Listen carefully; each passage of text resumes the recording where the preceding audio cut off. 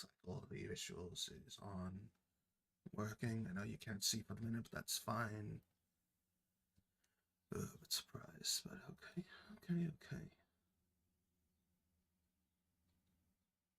Now, I'm not gonna lie, versus on you, how long this will take, but honestly, I'm ranging for about an hour and a half to 2 hours for this session with you guys. If we're gonna, yeah, but if you can stretch it to 3 hours, that's A for me.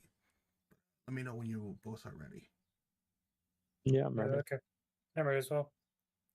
All right, then. Then I will pull you into the scene along with everybody else in 3, 2.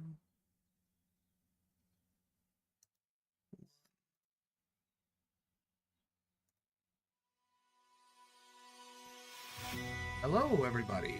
Welcome to another exciting episode of Evils of the World. I am your intrepid host, Recon Zebra, and we have a bit of a small party going on. Sadly, half of our players are gone, but the other half that I'm ready for is still here. So we are continuing on where we last left off, and let me tell you, it has been quite some time. I do apologize for that, but when updating to new systems and softwares and circumstances, you lose touch. But most importantly, we are here and we are ready. And we're going to bounce back off on Sunday, where we have not been for a hot minute. And now go back to some of our previous players, Bernard and Adamant. Where we last left off with them, if everybody remembers, it was basically Bernard meeting up with some shady people in the worksmiths area, far off in the back area of the inner district, where after making some gambles, deals, and offering a few items, managed to earn our player's new character, Adamant's freedom, while also walking away from the opportunity of claiming some new weaponry. We basically have arrived now where, after dealing with the deals and getting Adamant set up and free along with some costly materials, our players are now basically out in the lower half of the downtown area of Sprite City, where they are, after vacating the premises, just reminiscing and planning on their next big steps to make. Just to remind the two of you where we last left off last time, everybody split to do their own things. The biggest thing, T-Run heading into the black market to get whatever she needs, and Cargagen heading off to participate in the tryouts for the Federation of the Worldbreaker tournament.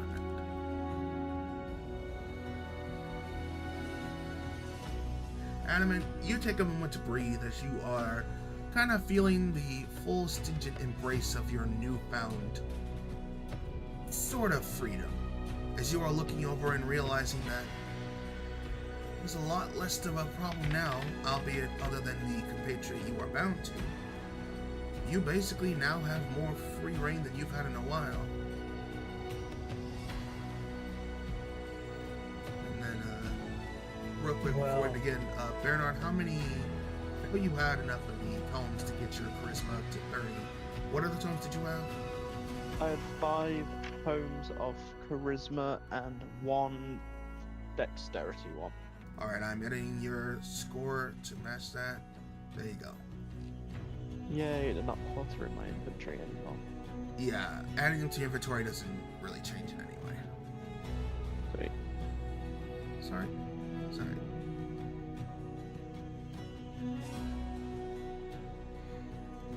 As you're both kind of standing there, kind of thinking of what next step you want to take, of whether or not you want to do, Bernard, you get a small reminiscent thought that you realize you haven't had in a minute, and that is, you tap your side and you realize you are pulling out the iron flask that you had gotten back a while ago that contains the creature inside of it. And you're wondering a bit if there is a chance of maybe asking time to work out with this creature, maybe get something with it. As you're sitting there, both though, you having the situation, 2 familiar faces walk up to the two of you, and you hear, "Ah, there you two are. I thought maybe you got lost in this city. As you look off a little bit ahead of you coming into the plateau, you see, of course, Goss and Pius. To remind our audience and whatnot, Pius is a sort of father figure and human for Tiran. He is a decent looking human, well past his prime, looking appear to be in his late 50s, early 60s, clad in his own special made armor and gear, carrying along his side as well a interestingly made gun with a scar across his forehead and a stern look on his face. He looks more like a wartime grandfather, if anything, but he has his soft side for Tiran, though he's looking at both of you with more ambivalence and a bit more camaraderie, as if you're Tiran's friends and he is wary of you, especially you, Bernard. Meanwhile, there is Goss, the lovable and friendly character that you all know about, the half-dwarf.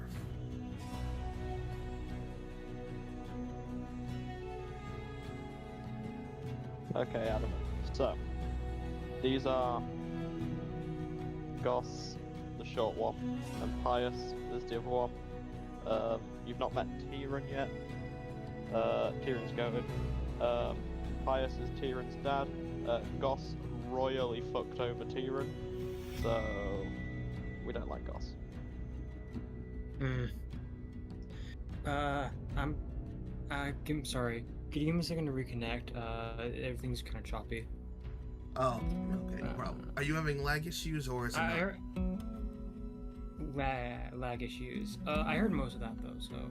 Let me see something, because I think I could configure the settings on this. Performance mode. Yeah, it's set to medium. I thought this would still be okay. There we go, that might be a bit better. Wait. So you reconnect here.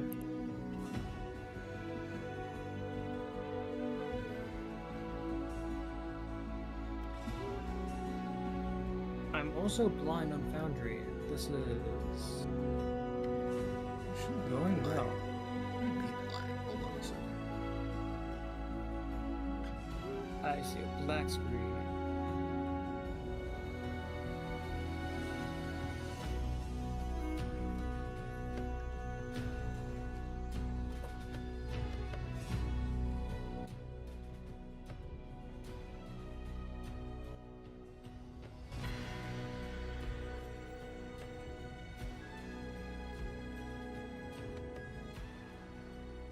Okay, there we go. I was wondering why it was so loud.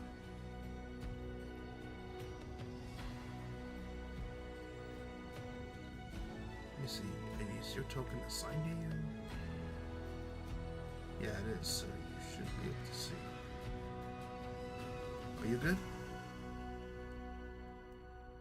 It is pitch black for me.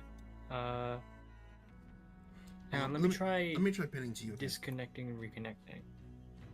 Oh yeah, if you didn't load up, it's probably still dark.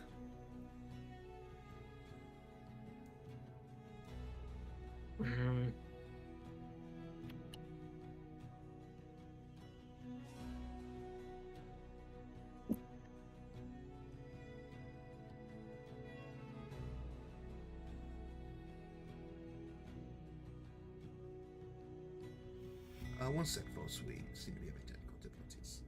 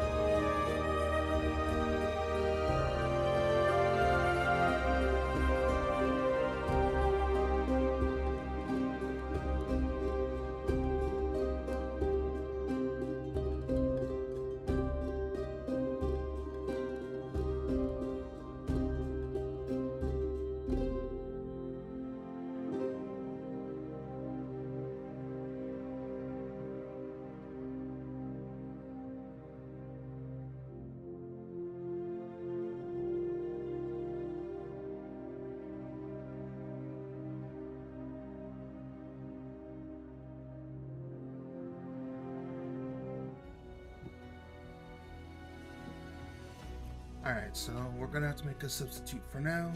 You're here visually, but I will be controlling your token in the meantime. So, as I left off where we were last time, I was telling you about Goss arriving, how Goss, as his description gives, is kind of like a sickly greenish color on his skin while wearing this intricately made kind of armor that looks kind of like black skulled iron but has this weird kind of tail stub in the back.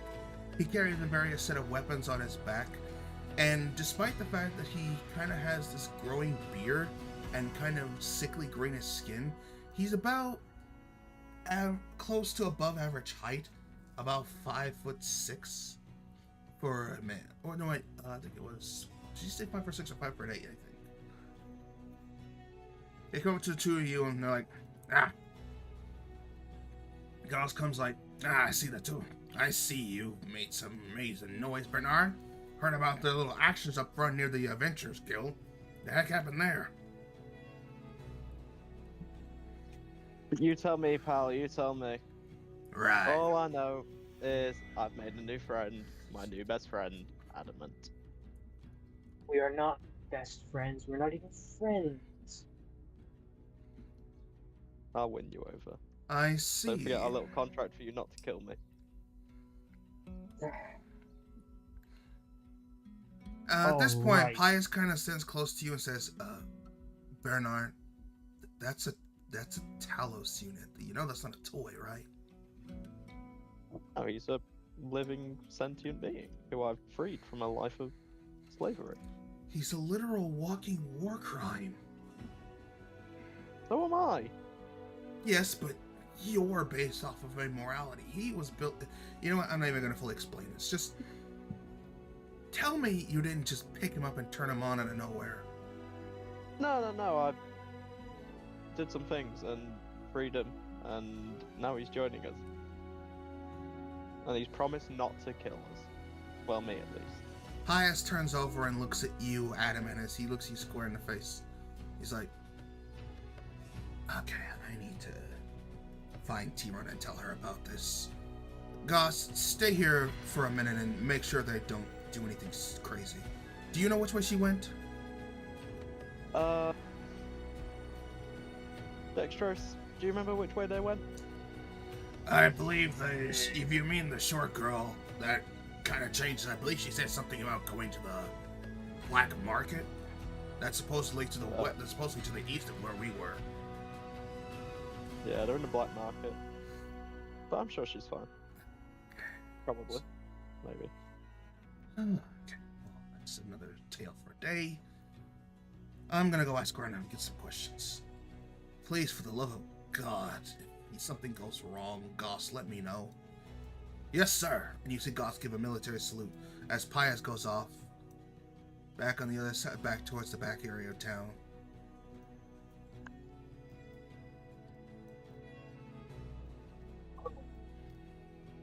He seems nice, I suppose. He's okay. Don't let his rough demeanor fool you. He's got a heart of gold, especially for his for his kid, as he likes to say. It's not, but is. We all know. I, on the other hand, am not too shy about it. I welcome any comrade. I actually remember running into a Talos unit back when I first started the militia. What? And then, Ivan kind of stiffens a little. Where did you see it? It was in the training grounds. It was a husk, but damn, it was good target practice. And you see him kind of like give a nostalgia face in his eyes. As his mind is drifting off to that memory. I wouldn't let that slide. Give me their location. Exact location. I need to investigate that. I believe it was in the Bhagavad training army in the Far East, but like I said, it was an empty shell at this point. Though, I gotta remember, I don't think he looked like you. It looked like a bigger, bulkier version. And at that point, Adam, give me a history check. I can... do you want me to do that, or... Oh, yeah, that's right, I forgot. You, hold on, I'm just gonna roll your history check real quick. You will have advantage.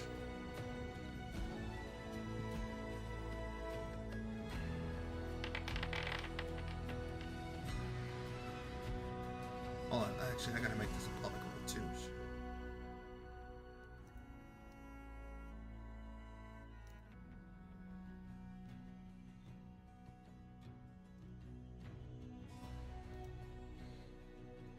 You rolled an 18, and you do remember effectively that is, by his demeanor and description, it should be the war division of the Talos units. I see. Well, the fact that it's fell, it's no small feat to kill a war division. Yes, you do remember that with war divisions, they are the upfront martial tank kinds. Where you rely on biochemical and magic effects, they are full-on martial and upfront, and they are built to take hits. But because they were upfront and taking damage all the time, they were some of the more common ones to die. Well, I suppose it makes sense that one in particular didn't survive, but still, it's interesting. Yeah. Thank you, human. Oh, you're welcome there. At any rate, I've got to get to my business. I've got to pay that debt off soon. What are you two going to be doing?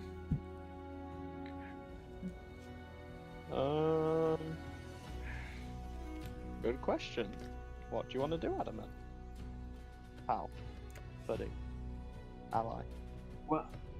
Well, the way I fight, I usually have 2 weapons, so I prefer to have a second offhand weapon in my repertoire. Sounds like a shopping trip. Hell yes. Let's go shopping. Yes, let's. I'm sure that sounds like a blast to you, but I've got stuff to do. If you're looking for a decent shop of weapons,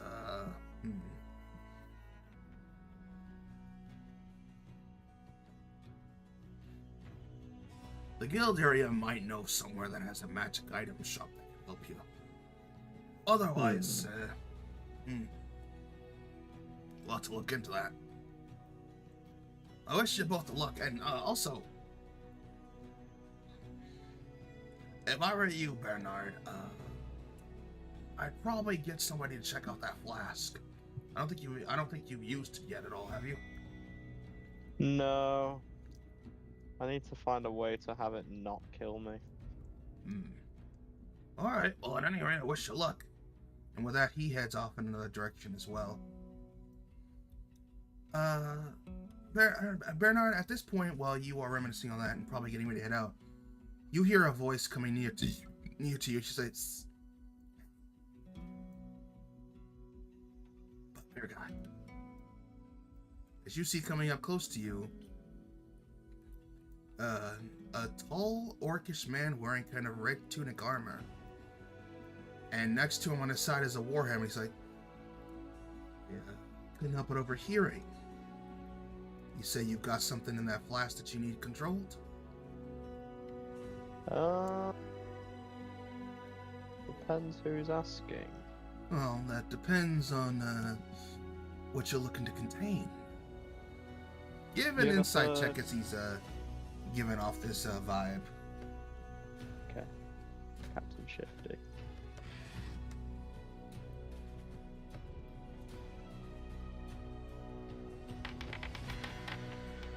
Oh, that's a 9.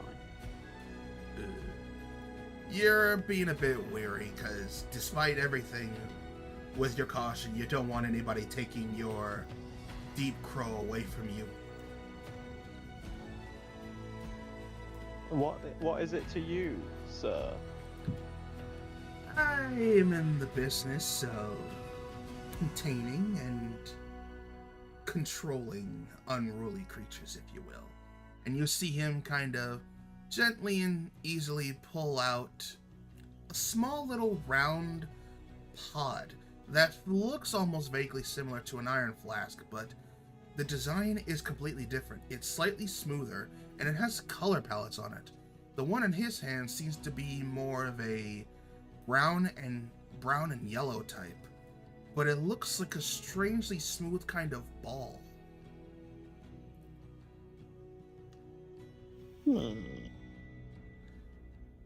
Are you suggesting you have a superior form of containment, sir? We have specialty type of containments. Not Superior just to an iron flask. made based off of the makes of iron flasks. And I would say even superior, because in addition to controlling your unruly pets, they will automatically be a little more positive to you.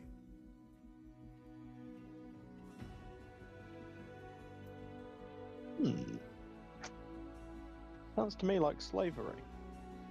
No. We don't support that round here. No, not slavery. Because in the end, you could always let them go. And most importantly, it's not against their. It more or less makes them more positive to you. What do you think about this, Adamant? What's your opinion? You can let slaves go at any time, but it's still slavery. I agree, Adamant. Wouldn't that make technically you a slave with your Talos unit right here? If anything, I'm a slave to him. I'm terrified. Well, I'm sure whatever you got contained in that flask is a bit scary too. Wouldn't you like it to be on your side as well? I'd prefer to reach a mutual understanding. Let's just say I'm not adverse to slavery. Let's just say it makes it doesn't. It's not force necessarily. It's just as much neutral to you, so you can easily better warm up to it. Did I mention it also doesn't require it understanding your language? Okay. Adamant, here's what I'm thinking. We go check this out. If it's as shifty as it sounds, we do a bit of liberating. What do you say? That could work. And he sort of cracks his knuckles. Sweet. But first, Mr. Orc, take us to the magic item shop. We want to be equipped. Well, lucky for you, it's also got some magic items that are of use as well. It was actually an old magic item shop, so I'm sure we can find things you need. Perfect. Lead the way. Of course. And then to get that proper diminished, yeah, he is an orc with his tannish yellow skin as well. And he's wearing, of course, this plated red kind of half-plate armor as he leads you both this way. All right, follow me. It's over here by the docks. Let's go whisper to Adam and, you know, things turn bad, we'll just jump in. It's fine. That was my plan originally, so you don't need to tell me. Maybe we just jump in for the fun of it. That could also work. Why Alright. pay? And we let a bit of scene transition happens as you all make your way towards the dock area. He's been talking, he's like, let me explain.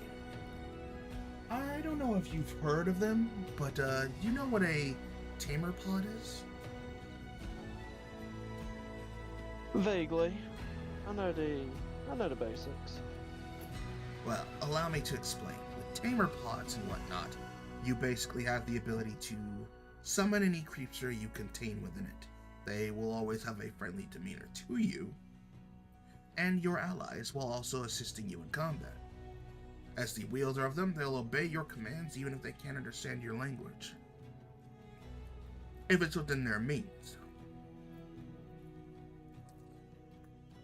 And just as a failsafe and a precaution, there is a release option on them, and there's also a temporary hold on them every time you release them that you have to reactivate.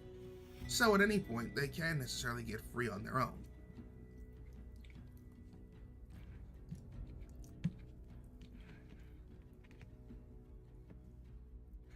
But I'm getting above myself. I believe our craft master can explain it a bit better to you.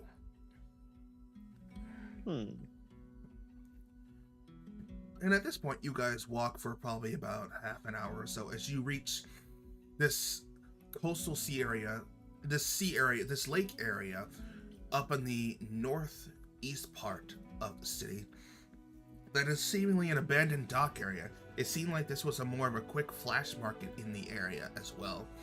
You notice some of the stalls have been left out open. You notice that some of the boats are no longer in the area. But most importantly, you see nearby a large warehouse in the corner area near the open dock area where ships can sit. And he leads you over to it and he says, "All right, this is the place. Give me 1 sec to get the knock going." And he quickly knocks on the door. And there is a slit open and says, "What? You got the password?"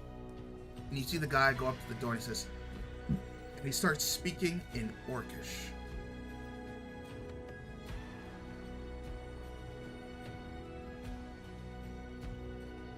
Which, Adamant, you do understand as he says the phrase, "We catch them all," in Orcish.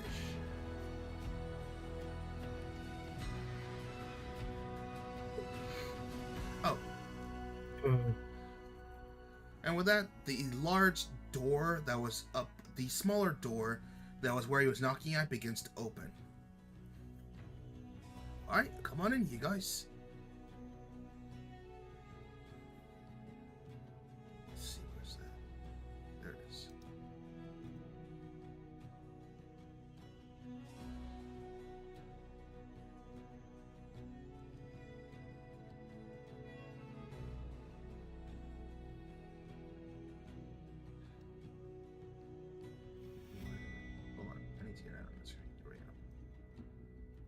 I feel very small. Yes, this is an incredibly large warehouse area in and of itself. You reckon it's at least like 15, 20 feet high. This was probably a large, like a magic warehouse that was holding a lot of items.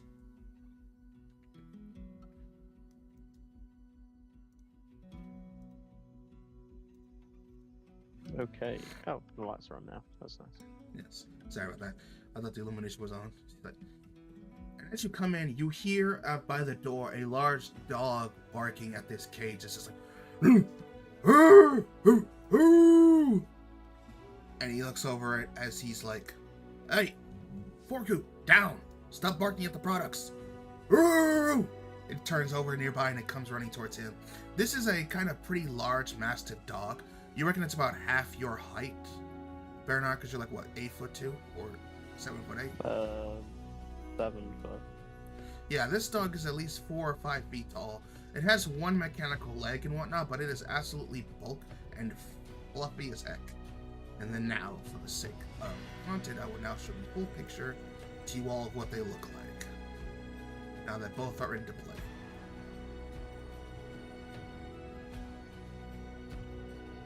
Adam, hear me out.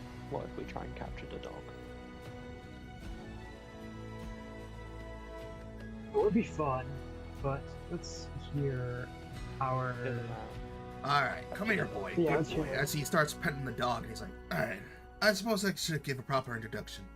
My name's Barbadon, and this is my Mastiff Forku."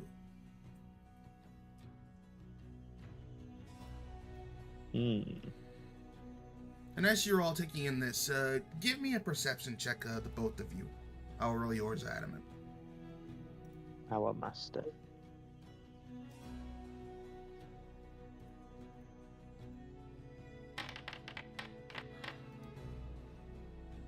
Oh wait, you have advantage. Hold on.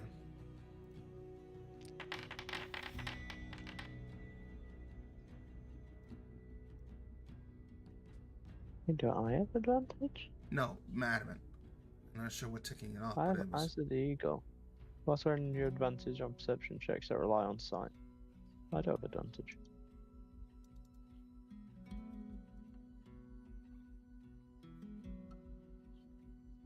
Oh, that's right. That's why he has a sentinel shield.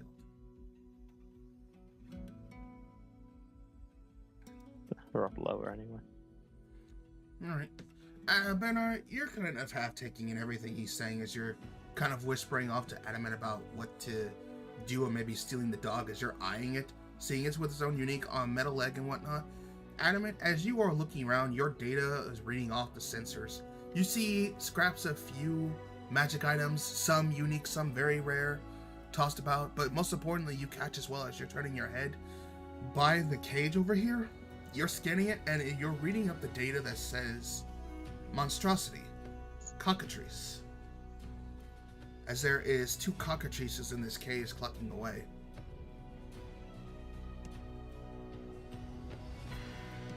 You have cockatrices, 2 of them.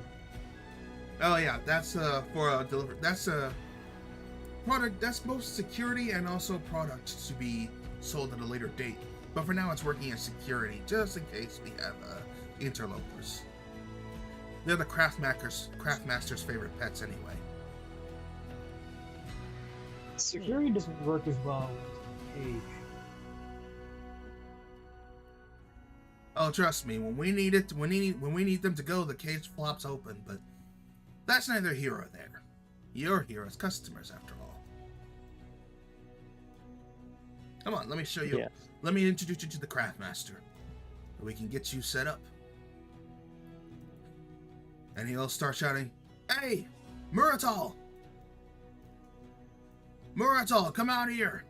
We got some customers!" And as you both come over this area, you hear... Give me a perception check, Bernard and Adamant. And yeah, Is this based on sight? No, this is based on sound.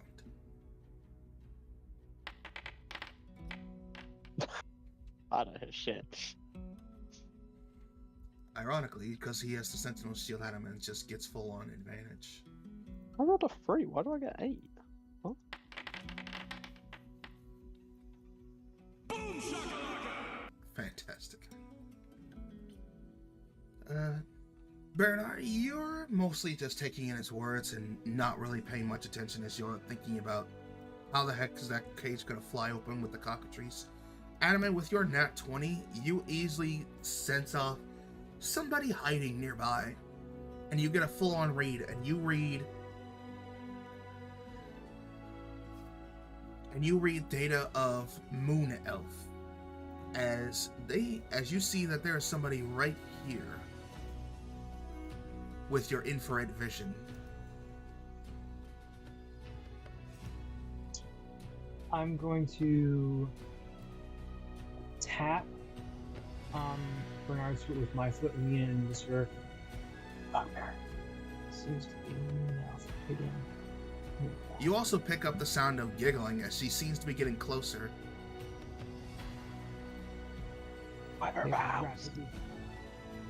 And as you guys are about to round the corner, she pops out and says, "Surprise!" Ugh. Jesus, Marcel, don't do that. The dog barks. No. You know me. You know I'm bored sitting around here with this kind of stuff. It's always such a drear when they start talking about their tech, but at any rate, welcome to the Tamer Pod store. I am Muratal. Yes, I know. Fabulous, I know. But at any rate, we are here to talk about a sale.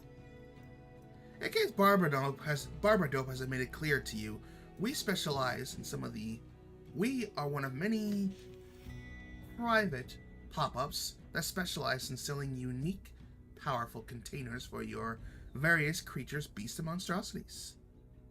For the right price, of course, we can make sure that you are guaranteed to always have your creature wherever you go. Yes. Generally speaking, based on what you have, we can fit you with a tamer pod that works for it. But while we have our compatriots set up, could you look around for a bit for some magic items? I believe the Warforged was looking for something specific. Sure. There's still some stuff here left by. I'm sure we can find what he needs. Come along this way.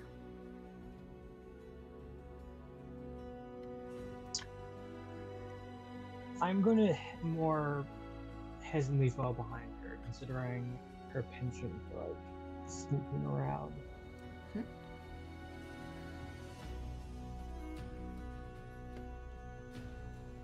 Let's see, I believe we moved most of their junk over here to this wall, so let's see what we've got to work with. And as for you, set this way. As he leads you around the corner, you stop and you see Bernard as you are fully coming around. You hear the sound of large creaking of what sounds like an overly large wooden chair. As you pan over and you see sitting in this rocking chair by the shelf, this large stone giant. This large gray-looking giant who's just looking a bit weary and old as heck, but fine dressed as well. He also appears to be, having a sip of some large sort of drink, as he seems to just be relaxing in his seat. And he turns over, looks by at you, and he says, "Ah, Barbara, you're back. I see you brought someone in. A customer, I assume?" "Yes, sir. He's got a special companion that needs a little bit of help getting into a better mindset." Yes. Alright, let's see what we've got to work with. Dawson just finished off a new batch of pots. They're drying off, so we should have what he's looking for. As the giant gets up and starts walking over you, you feel the ground reverberate with his steps as he takes them. Bring you closer. Whoa, you're a big guy, aren't you? Yep. Big and old. And you see him get a little closer, and he says, you can call me Brondus, an old crafter of my time. And he holds out a hand to gingerly shake your hand with whatever finger you want to grab. I will grab his pinky finger from 10 feet away. I'm curious.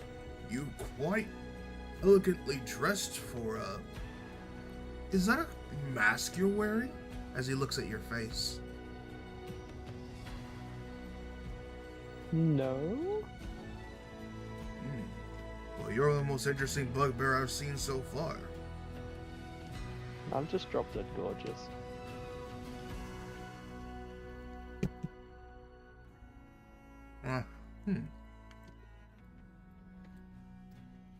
At this point, Barwadon says something to him in a language you can't really comprehend.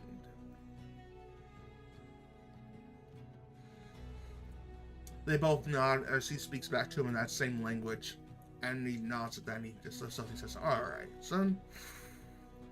Why don't you tell me what you've got, and we'll work it out." Okay, I've got a bird. What kind of bird? A crow.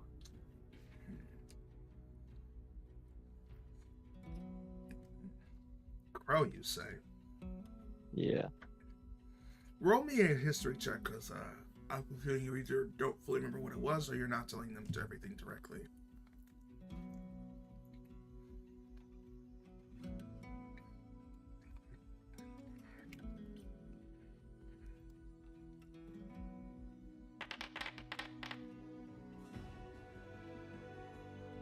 You just remember it's a giant rideable crow. You thought it looked like some sort of griffin, but you're not sure. It had a crow's face on it. Yeah, it was a big evil crow thing. Big evil crow. Sounds maybe more like a monstrosity or a fiend? Probably. There's only one way to fully test it. Let me see.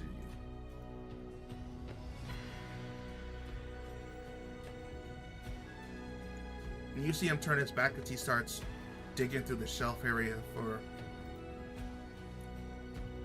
to find what could help.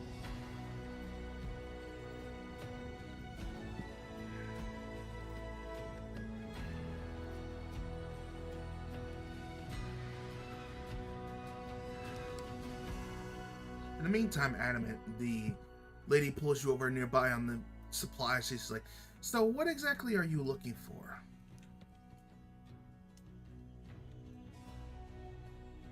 Well, I usually wield two weapons at once as I pull out my hammer. Mm-hmm. See this? This is my main force-rated hammer. Mm-hmm. And usually I'd use some kind of spear, but as long as I can wield it with the other hand, that will do fine. Alright, you're looking for a spear. Let me see.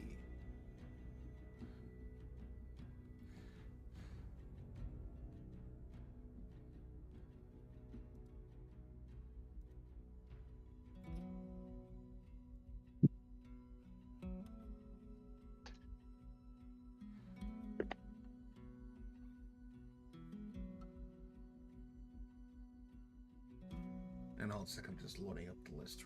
It's taking a minute to load this list.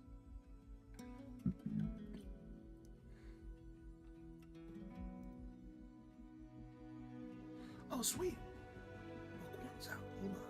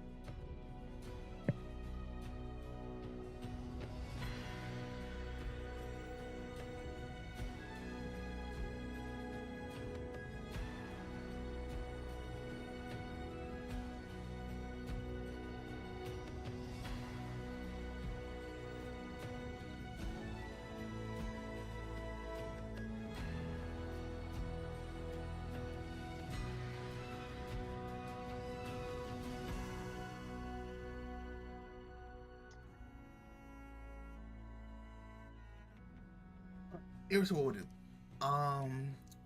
Roll me, because I think I can still see from your beyond sheet. Roll me a d20. High, rare, low, very rare, and then we'll pick the spots from there. Alright. Hoping for a rare. At least.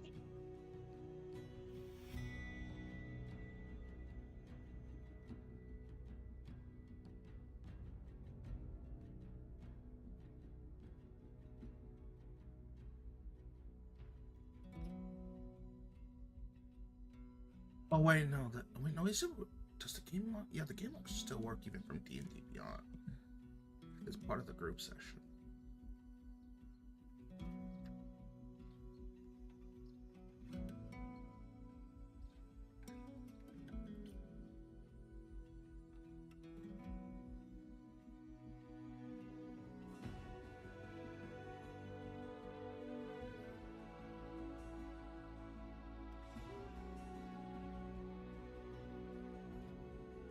Did you roll it? I can't roll it. I need you to do that.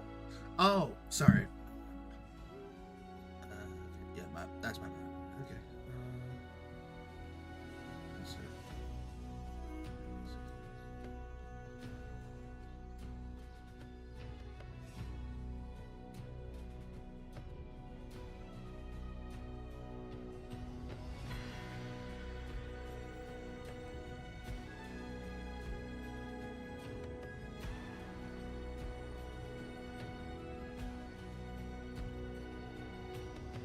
Scary for a second.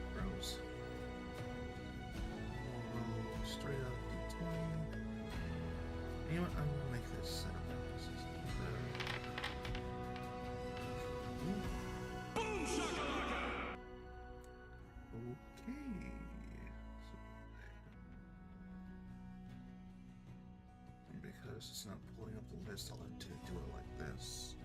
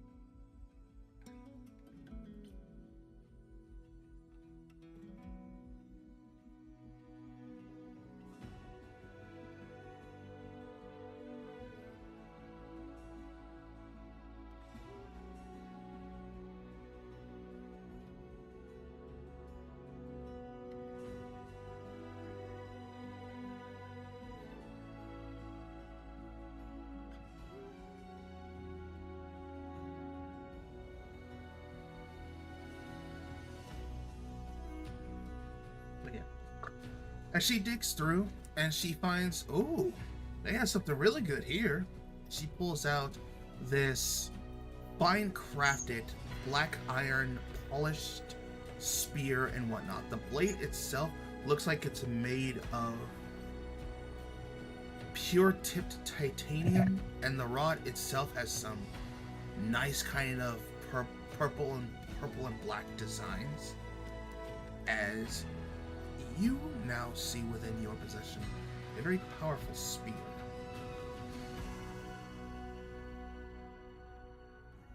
Would you like to give me an Arcana check as you look at it? Yes, please. Let's see.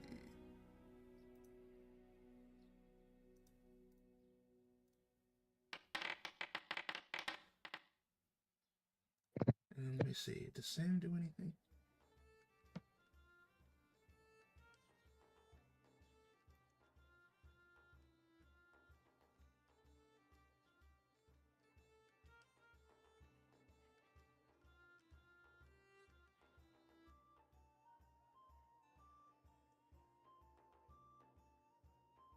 Okay.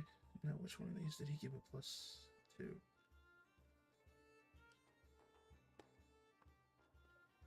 Did we ever decide with the Sam what was the plus to your what ability check got a plus?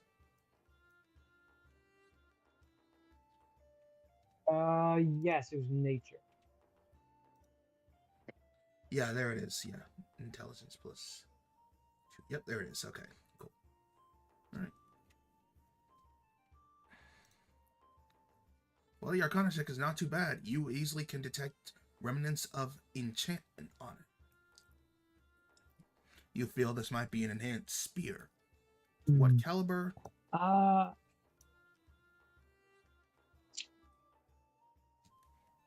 You know, I do have a identify. Oh, do you want to cast that? Let me see. Yeah, you do. Yeah, why not? Yeah, it is a one will. I think it's an at-will thing with your feature, right? Yeah, it's an at-will thing. You can cast it once a day. Yeah. So yeah, you take a quick scan of it as you're looking at it, and you get a read in your brain saying, item confirmed. +3 spear.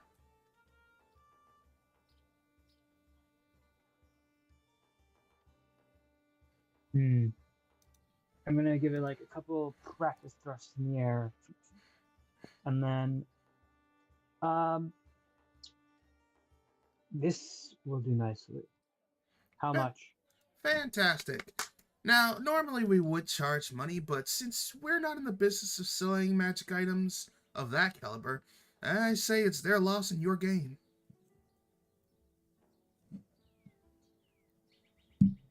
You're giving this to me for free. Well, Maybe. Depends if you can convince your friend to continue his business here, because it looks like the boss is about to go through with a deal. And meanwhile, let's pan back to you real quick, Baron Artis. He's like, So we're looking at a giant crow that looks evil. Only one way to fully tell for certain. We're gonna need you to pop it out so we can get a look at it. Okay, but if we can't get it back in an hour, it will kill us all. Oh, don't worry. This will only take a minute if we get it right. If once I know what I'm looking at. And with that, you pop open your flask and you let loose the deep crow.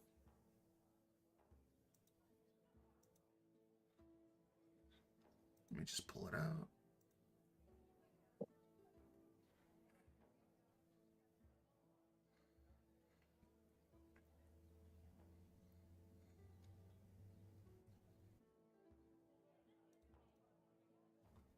What spear you getting, Adamant?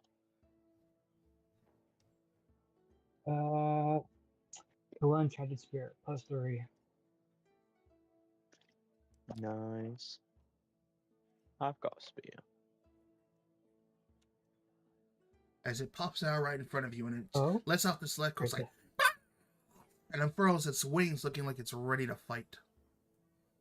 Where did you go? Oh, there you go. It's around the other side of the wall for some reason. Lets off this one like, "Pah!" And unfurls its wings like it's ready to attack. Sit. And it immediately before it can jump on anyone, it freezes and then just sits down. And it starts muttering in broken, distorted language that nobody can understand. Oh! This is a deep crow? Dang. Is this a deep crow? Yes, remember? It's a deep crow that they gave you, that you bought. Oh, the glaive says it's a deep crow. Yes, I believe that is more monstrosity than fiend. In that case, let's see. You see him turn around, he starts looking through the shelves, he's like, damn, I've never seen one up close. I've seen skulls at the museum. And he just pokes it slightly. I wouldn't do that if I was you. And at this point, snips at him. Whoa! And the dog starts growling. What's going on? And you see Murital pop over there. Ooh, look at this pretty bird. You know better than to poke wild animals, Barbadon. Shut up. Here we are. You see him turn back around. Ben, and he pulls the set down, hands it off closer to Barbadon. And he's like, okay, so in that case, you're going to need a monster-type tamer pot. And as he pulls it out, it looks kind of like a white blank ball at first. Like, you know, it's compared to his, there's no color on it. It's still smooth and polished out with a little button in the middle. And he's like, all right, just take this in your hand, throw it at the creature you want to capture, and it should easily contain it. Based off of, you can use magic, right? Yes. Great. Then it'll base it off of your spell power. Now, I think since you released it from the Iron Flask, it's not going to be able to escape anytime soon. So feel free to take as much chances as you need, and if you need us to give it a little weakness, I'll be happy to oblige. As he kind of grimaces, looking back at the crow. We will not be beating the crow today. Not unless we have to. All right, then. And they all kind of stand back and let you at it. Alright, so what am I doing? I'm making a spell attack roll. Yeah, you're just basically utilizing as you throw the ball at it, and then the crow will roll a charisma save based off of your spell modifier.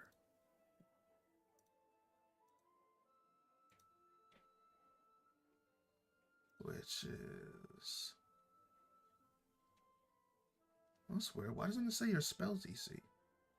Oh, I'm looking in the wrong spot. There we go. Okay, there it is. No, I'm going to be rolling. 24. I'm going to be okay. rolling. Because I got to make this a contested roll.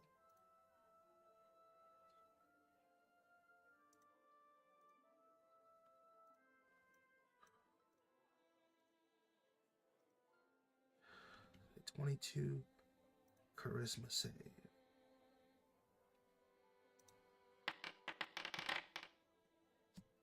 Ooh.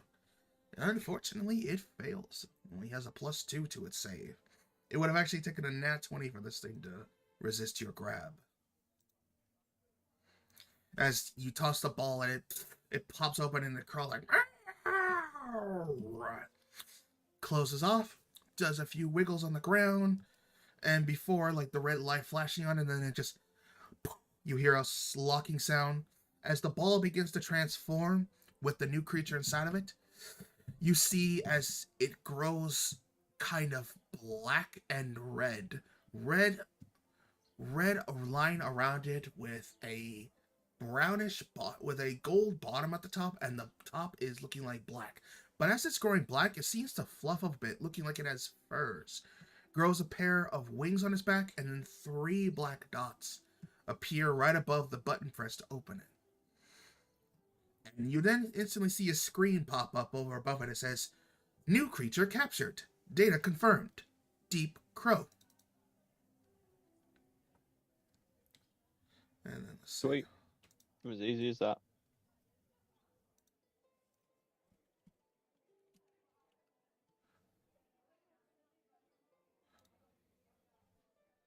As it reads off the description, Deep Crow, the hell griffin monstrosity. Deep crows are most fearsome attacks with their proned mandibles and can have a size that would hold most any creature. Deep crows live alone, often for unknown length of years, emerging only to hunt. The mindsets of these intelligent creatures are alien at most, speaking at most a language that has been classified as Deep Crow, not known or discoverable by any known means. These creatures can instill a long generational hatred that can last for centuries and beyond.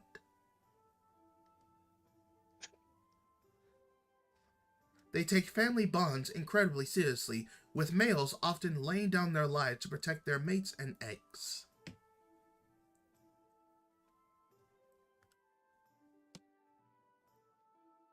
Nice. Would you like to Nice. name the Deep Crow? I shall name you Corvus Corax. Alright. I gotta figure out how to add this to your sheet. Oh wait, yes, I already know how to add it to your sheet.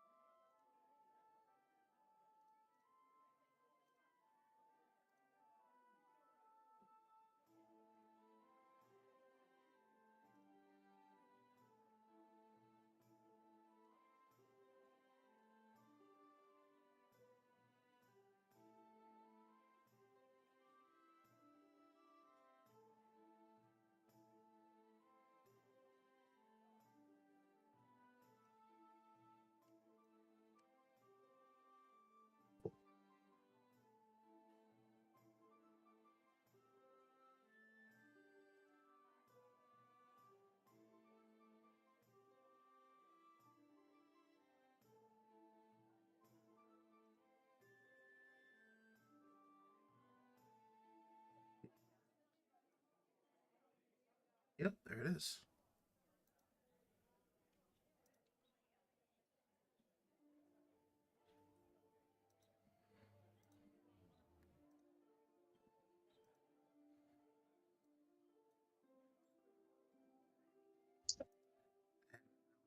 The ownership to you. So now Let's you are go. free to name it. Because I don't know how you spell that. Alright, I'll sort it. Okay, no problem.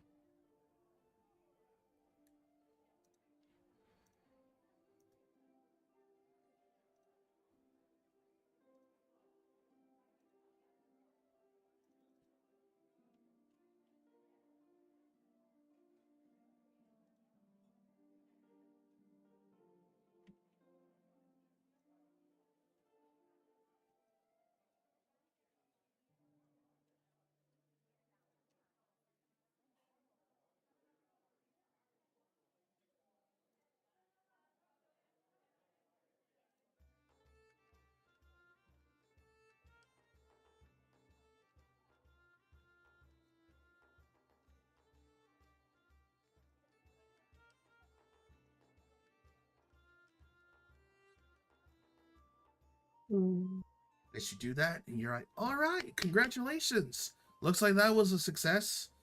And I'll say, usually creatures like that have higher willpower to resist. You know, magic, I'm you kind must of have. goated. It seems to me like you raised your magic, you broke your magic barrier limit. Good fortune, I suppose. At least now, with your magic capabilities, it should be a lot more easier to handle your creatures. Indeed. Which reminds me, as he looks over and says, "Excuse me, my young middleman. Would you mind coming here for a second?" I suppose, as I wander over with my news feed. Mm-hmm. Alright, as for you, my bugbear friend, Barbadon and Muratel will get your pricing and finalizing the purchase set up, while I have a chat with your companion, as he reaches a hand down to you for you to step on it and rise up.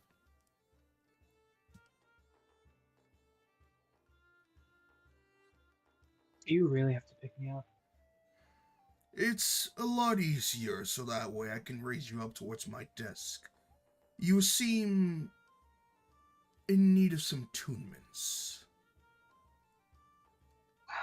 Fine. I kind of looking away from everyone I said Bye, Adamant. See you in a little bit. He's just going over here nearby his chair as he raises you up towards a small little, like, Smith station right here in the,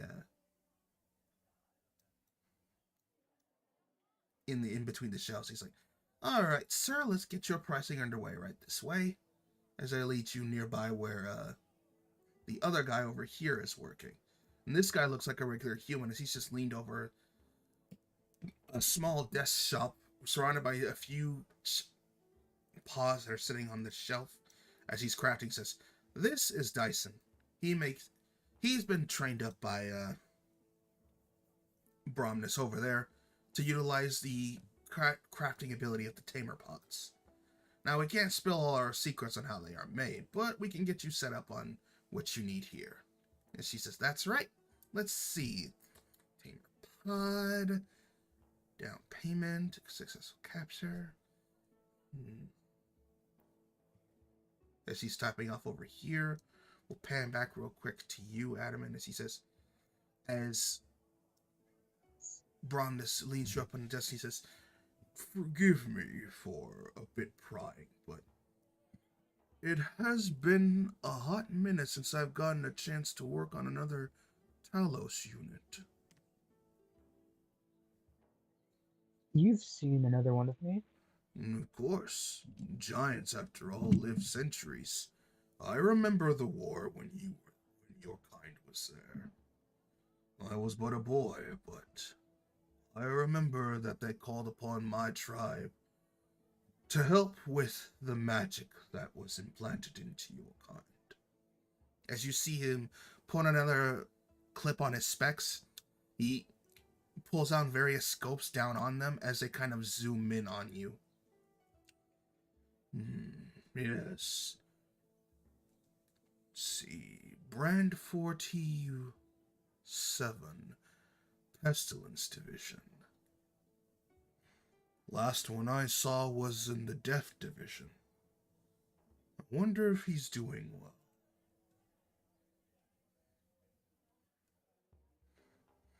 Yes, but at any rate, my tribe, due to our unique capability of sigils and wards, were the ones who installed the sequences and fail-safes on Talos's. I remember my grandfather was one of the people very much opposed, as with humans, they tend to be very self-destructive. As you see him reaching to a few chests and boxes, he actually scoots something pretty close. My father, on the other hand, believed there was a chance to make amends once the war was open to, as his face gets solemnly say it, help with the decommissioning sequence.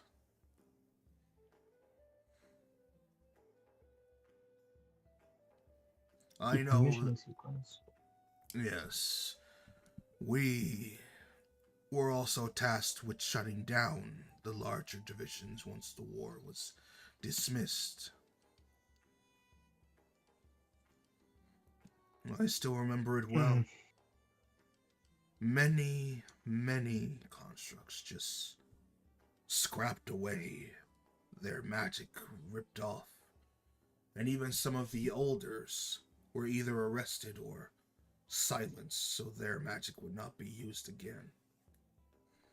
My father kept the notes, kept the books, including instructions on how to reintegrate some programmings he wanted to modify.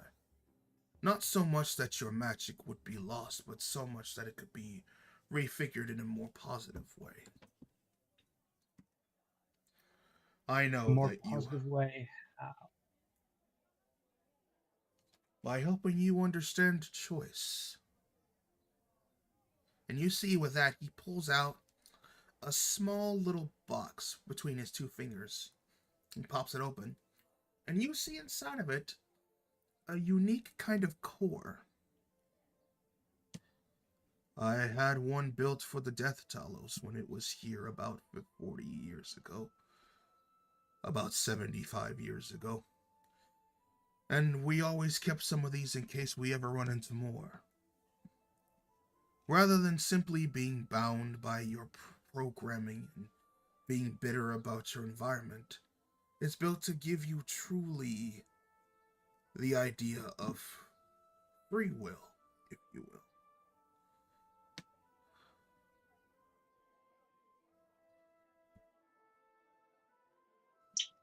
And what would this do? What exactly would this do besides give me a new perspective?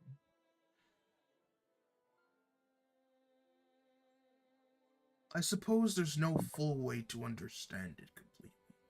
But within humans, the reason why, despite being self destructive, they also possess something that truly makes them unique amongst so many creatures a sort of autonomy. They are not necessarily unified, but at the same time, when it comes to survival or even harm against one another, it sort of clicks like a say, like a weird mind wave. For years, many scholars that were not of the humanoid class have tried to understand it. Humans are almost an enigma. Do you know that nobody even knows where their origin even comes from? I've heard something similar to that, yes. And yet somehow they are What predominant does that have? species, even capable of mating and breeding with any creature that's close to humanoid on their level. I'm sure you've seen your fair share of hybrids out in the world.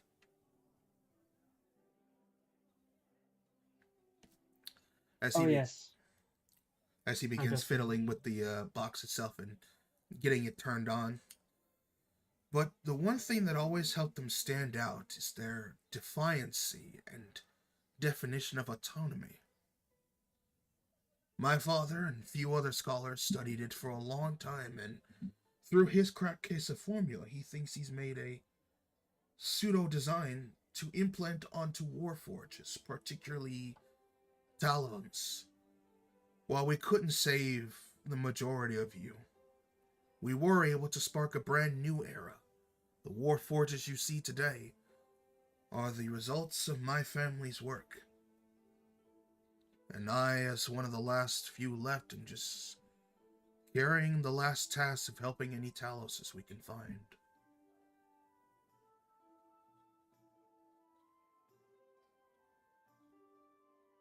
I see. And how many have you treated? Hmm.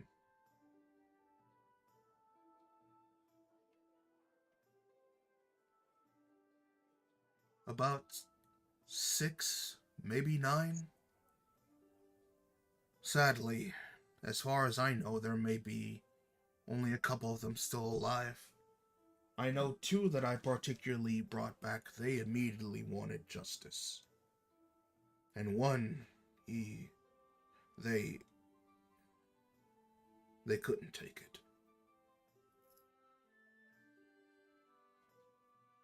Ah, I see them.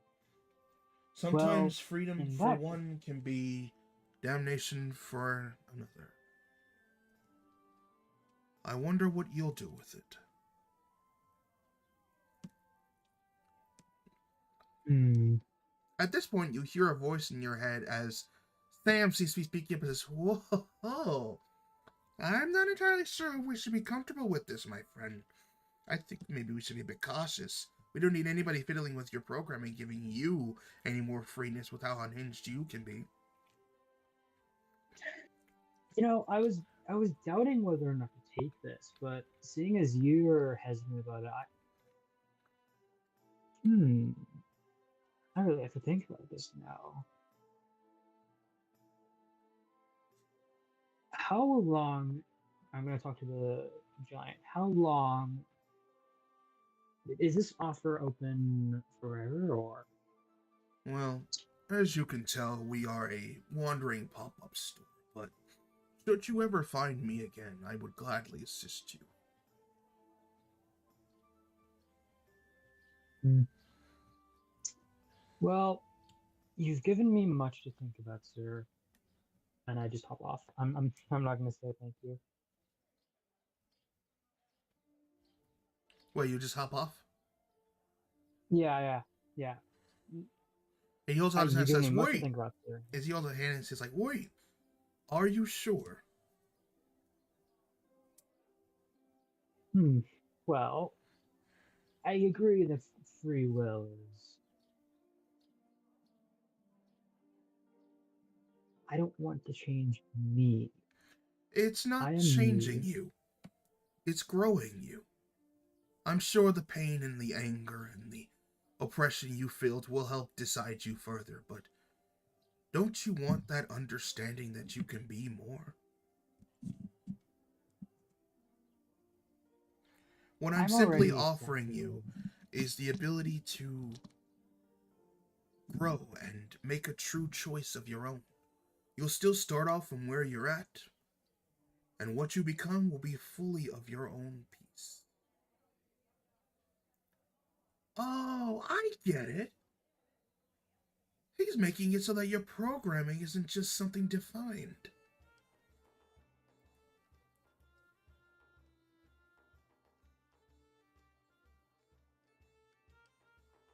Hmm. I believe I'm already exactly at the place I want to be. But I suppose if I ever meet you again, I might consider doing the thing. Hmm. As you wish. Well, just to be safe if you wish to find me again, let me give you something to help locate or return back to me. And with that, he raises his hands real quick to you, and you see a sigil kind of magic coming off as it washes over you. And you don't feel anything different at first, but then you sense divination magic radiating just a bit off of your head, and you see pop up on your visuals. New magic marked. Locate creature activated. Wards ward modification. Specific target location. You have now been blessed with the ability to cast locate creature, but specifically only targets him. So no matter where he is, you'll be able to find him. This will do, Giant. This will do. Hmm. And once again, without saying goodbye, I walk over back to Bernard. All right. Meanwhile, Bernard, they're talking over with you as he comes over and he's like, "All right, so with the class you have, monstrosities is a frequent thing people run into. Let's see.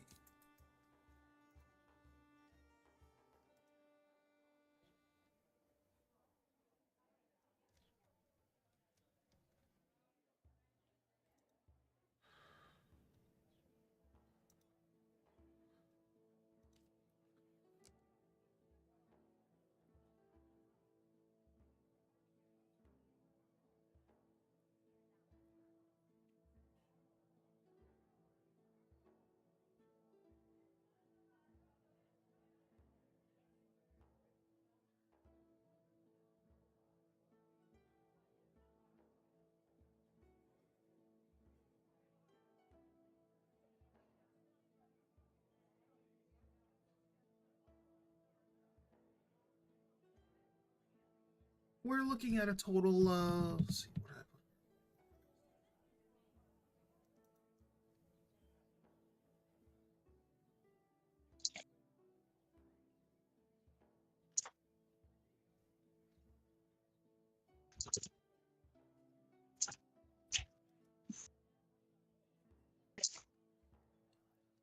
How does 20,000 sound?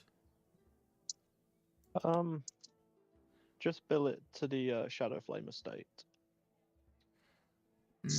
Hmm. Well, sir, here we usually do take IOUs if you can have somebody vouch for you, but we do need some sort of down payment, and if you are looking to do that, you will probably have a pact agreement that you'll need to make. Just bill it to the Shadow Flame estate. My name is Mirabelle Shadow Flame. My daddy will happily pay for it. Give me a deception check.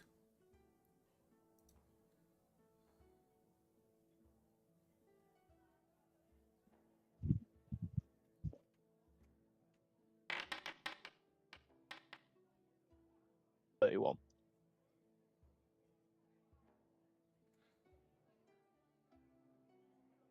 They both look side to side to each other. They're impressed with how honestly you say that, but also just as impressed that you know that name, but they also know that it's not you. They're like, all right, all right, all right.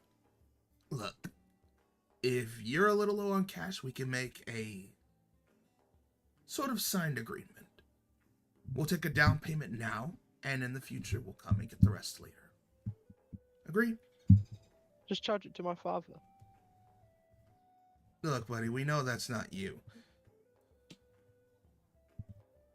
I would not come looking like myself to a shady shop. Of course I don't look like Mirabelle Shadow Flame. Don't be silly. Mm-hmm. So you're saying you're using a disguise? Yeah. And they turn and says, Brondus? He turns back to look at you, and he says, yeah? Is this an actual bugbear? Of course it is. Why? And they turn and look at you, and they say, you want to try that again? That's just how good of a disguise it is. I hate to break it to you. Hey.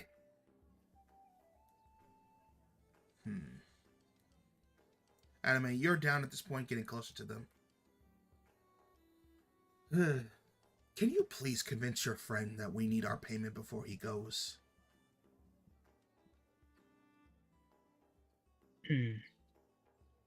Adamant plan B? Did I overhear any of that? You did.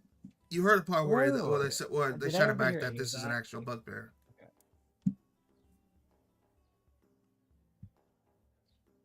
Hmm.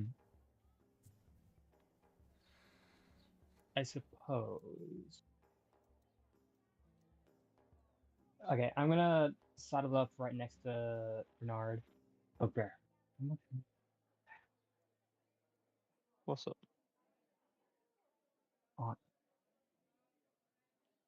Did you not hear me? I whispered to Bernard, Bugbear, how much money do you have?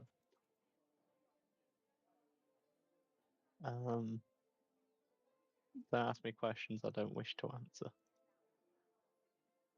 How does one find out how much money they have?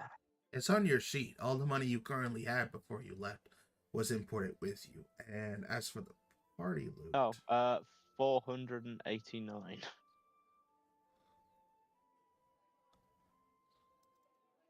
Oh, no, that's not You're- right. More than that.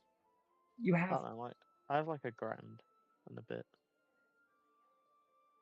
Anime, you actually have 1,059. Bernard, you have 499 gold, 232 silver, 160 copper. I have like 800 in my bag of holding as well.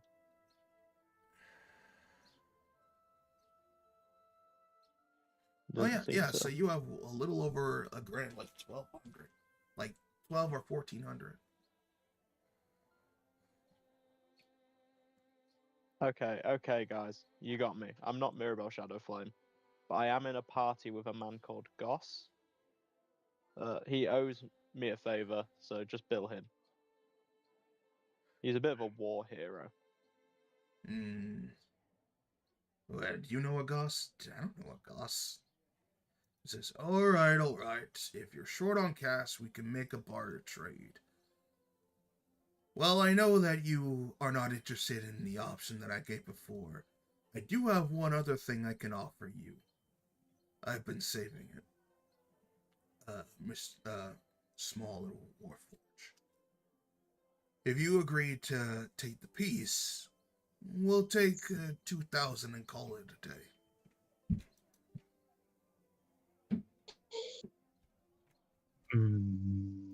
I am not It's not going to pay. Let's I'm just sorry. say it's a further addition to you. And you see him as he pulls over nearby, opens up a chest. Tell me, do you know how boons work? I believe I do. Pray tell, why? To be honest, it was one other final project that I personally was working on. None of the other Talos units wanted it, not because it was bad, but because they saw no reason for it. But I think it's something interesting worth trying.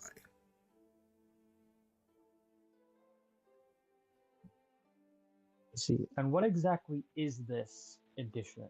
And you see him as he pulls out from the chest this two kind of what looks like tunnel kind of thrusters. They look like large metal, kind of like pods that seem to be attached to what seems to be metal rods and implications and whatnot. They look kind of like cannon blasters, but they're turned downwards.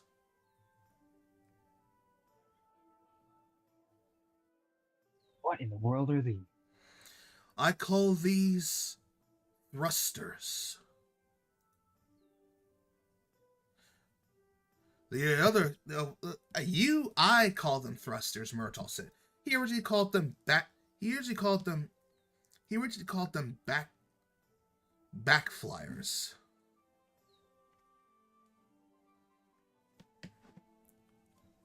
That makes more sense actually, because what exactly are you thrusting with? You basically using oil as a substrate or even magical source, it will grant you freedom of flight without having to cast a spell.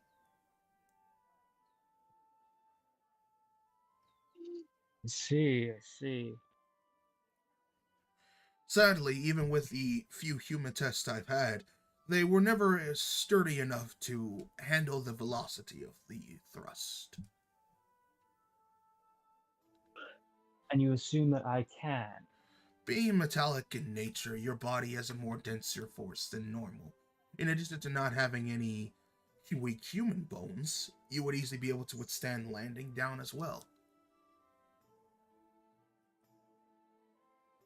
And I suppose you want me to test these in exchange for a small discount for the bugbear. And he gives this this sheepish smile. He says, think of it like this. He'll get a pod at a cheap price, and you'll get the ability to fly. Or at least, make huge jumps. This sounds shifty. What did they gain from this? Nothing is free. And give an insight check as you're looking at him. And let me roll you out of it. 13. That's the second free item they've given me. 17. Adam, and it seems more like, by the others' perspectives, Barbadon really just wants to get the full price and probably over with. Merital seems just dismissed. Dyson is not paying attention. Stone Giant, you see that he's just giving off this warm, hospitable smile and is trying to dissolve the situation. Adamant, you catch beneath the smile a slight gleam in his eye of excitement. of somebody who's finally found a way to do what he wanted to do and is eager to try this opportunity out.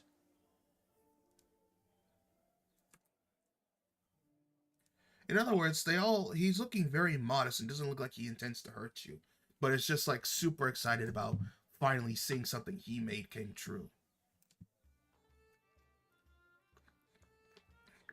I suppose it's a good deal. Bugbear, are you fine with 2,000? I mean, sure. I still think Plan B was a better choice, but if you want to go with this one.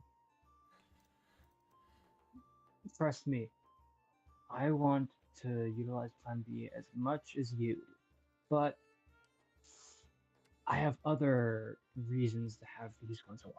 Let's just say. Alright, so adding the gold as Fine. well from your bag of holding to yourself, you have about 1,325 gold, so you need another 775 gold. Hang on, let me try something. People, I only have 1,375 gold. Take it or leave it.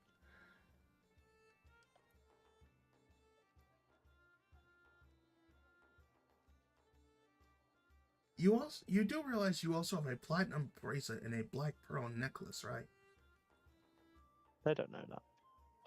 Okay, give me a deception check again. You love to poodle, don't you, Bugbear? 27. You see Barbadon's coming over to Laser Jack. Now, wait a minute, you're already... And you see Myrtle grab his shoulder as she kind of points at her. And you see Stone Giant just giving a big old happy grandpa grin. And he's like... And at that point, he kind of just glares at you like you're full of shit. But he's like, fine. Sweet. Pleasure doing business with you all. Yeah, but don't count another discount next time you need another shop. You need another purchase shop. At which point, it's kind of half drowned out as Brondis jumps up like, yay! And he jumps up high enough that it shakes the shop slightly. Everyone wobbles as some of the tamer paws fall to the ground, and Dyson finally speaks up and he says, hey! It's like, what the hell? I spent hours making those. Sorry, Dyson. Myrtle, help me get these up. And she walks over and says, Alright, I'm coming. Come on, Barbadon, before you start chewing someone's head off. Have a nice day, sir. As he says to you kind of sardonically, Bernard. You too. And I'm going to wave. You hand him, he takes your 1,300 gold and moves on to his way. Says, Alright, let's get you suited up. Right this way. As he holds his hands down for you to climb on again. Both of you this time, if you want.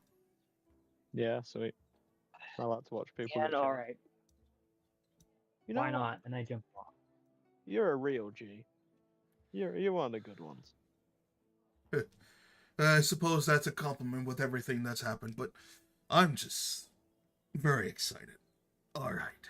And with that, let's take a quick break while I set up the rest of this.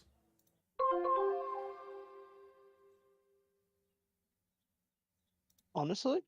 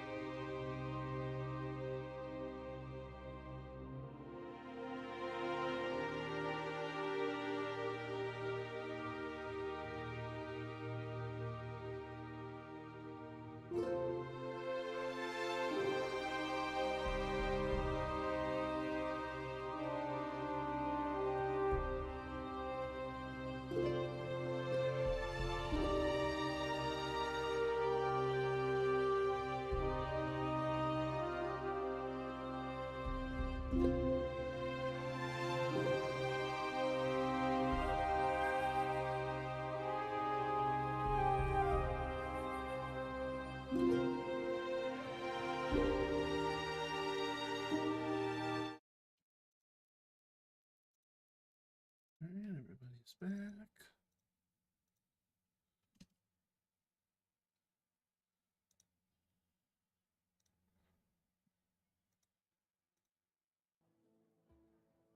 All right. So during this time, he raises you up as he's configuring it towards your back and making space and whatnot. So that way it, gets that full activation on it. He starts telling you about it. So, with these thrusters, as they are powered by oil and whatnot, or any other sort of flammable liquid, they will ignite a turbine, ignite what I call a turbine inside of its pod. Therego, the capacity and force, once it impacts, will launch you upwards into the air. And it'll be able to maintain that because the force that it keeps shooting out will keep you suspended in the air. You should also be able to, if you power up the blast, be able to control which way you go based on how you position yourself. And we're both going to roll intelligence checks as he explains this to you. You too, Bernard.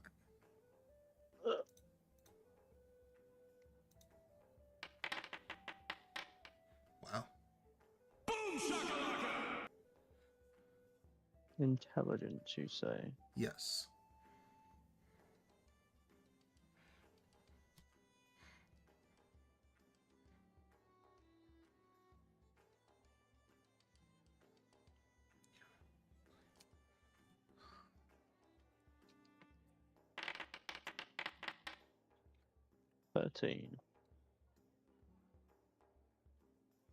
You're kind of thinking about your broom of flying as he explains this to you, Bernard. But you're imagining it stuck to your back instead of you sitting on it. Adamant, you fully understand the comprehensive explanation of this, including the scientific know-how and whatnot, and you're actually impressed that a stone giant can come up with something that is on near artificer level of ingenuity. And really, if this was made in mass production, it would completely outdate flying spells and flying magic items, especially since oil is a common idiom that even regular people can have.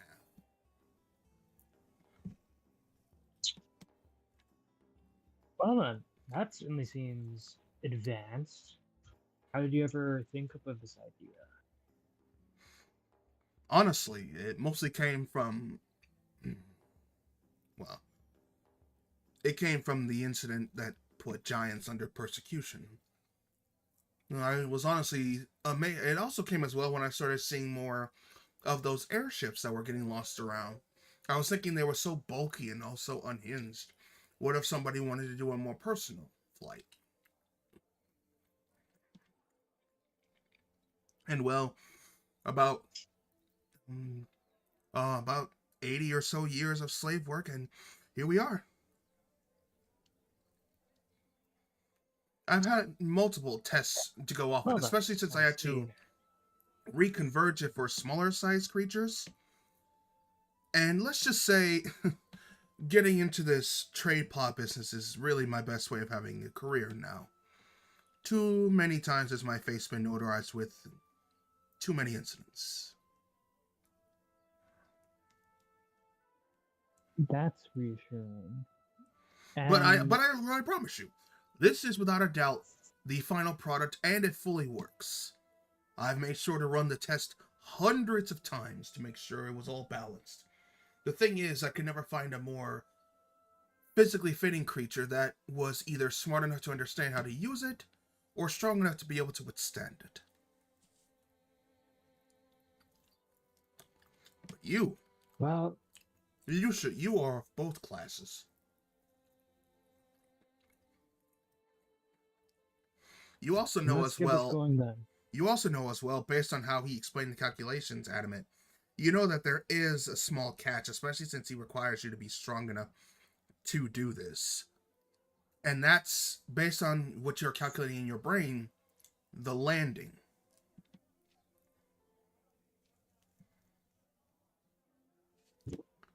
see. Well, going up seems simple enough. But how about headed down? How do I get back to the ground safely? That will require diminishing the amount of burning oil that is coming off of the thrusters. This will decrease the elevation and force, allowing you to fall down at a safe rate. But since this is a new type of technology, it will also require some practice to get the, coordination down properly. For now, I would suggest getting used to how powerful the thrust is and maybe doing some leaps. If you want to take the chance to try and fly it, I do not stop you. It'll take at least a few tries before you could probably get a full feel of it. But with you being a Warforged and you being sturdy, you should be able to handle the blowback.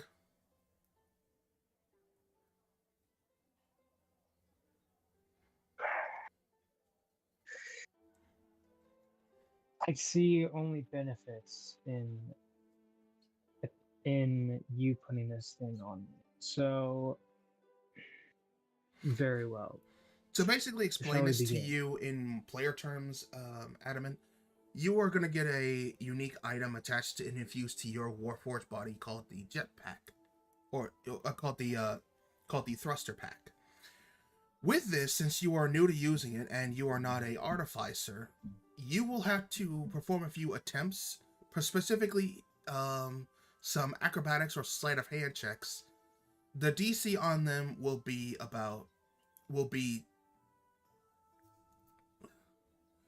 18. You have to perform this at least 3 times you try it while using it. And each time you use it, you'll get better at it to the point where you're able to effectively launch off it with the ground. And the more times you use it, the faster you'll be able to go. The max speed on them is 100.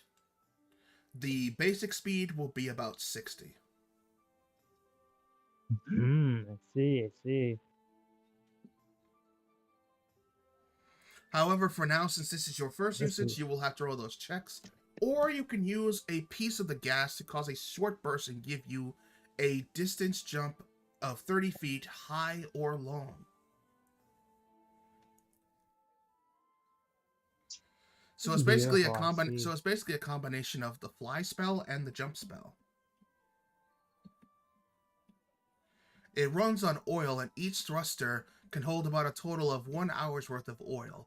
So basically, you'll be able to fly for an hour, to which you will have to refuel it before it can work again.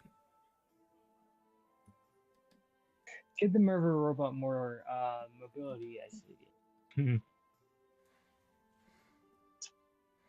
I mean, to be fair, I think, technically speaking, there's only one person who flies, and you use it to show up. But somebody with, like, this burst of technique, I think would very much shine. And if that player does show up for the Sunday game, it'd be interesting to have, like, 3 flyers.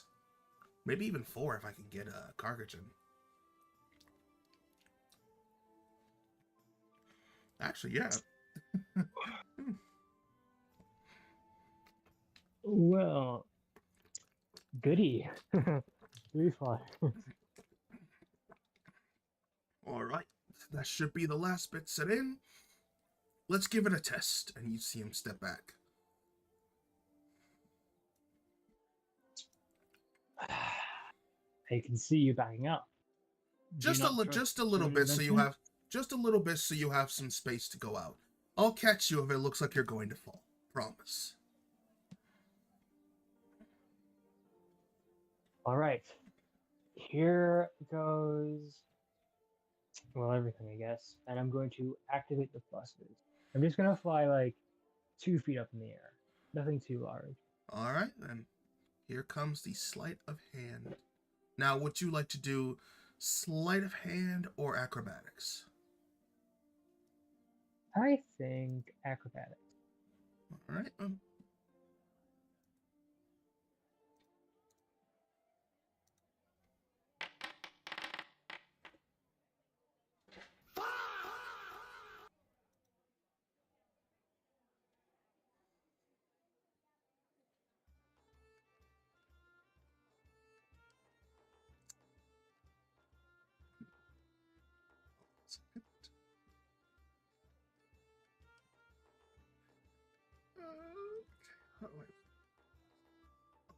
is.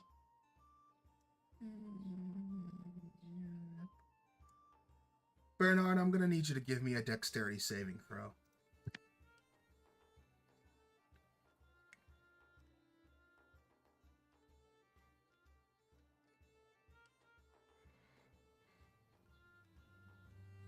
Oh, there.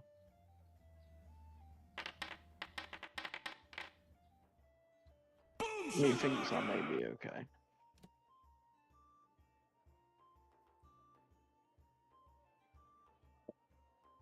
As a massive soot explosion comes off of the jetpacks, you, with the grace of all else, just realizing it's going bad already, you immediately on instinct just flip back behind this giant book and avoid getting blasted. The jetpack does not explode, but the oil within it slightly ignited too hard, and instead of launching you forward, it spilled out everywhere, covering this entire shelf. Whoa, whoa, whoa, whoa. Oh God, I'm so sorry. It looks like let me see. Oh, the casket isn't locked in. My apologies. It's so hard to see properly nowadays. I made the final draft 20 years ago, and my eyes have not been getting too better. Would you give me a hand in locking this bugbear?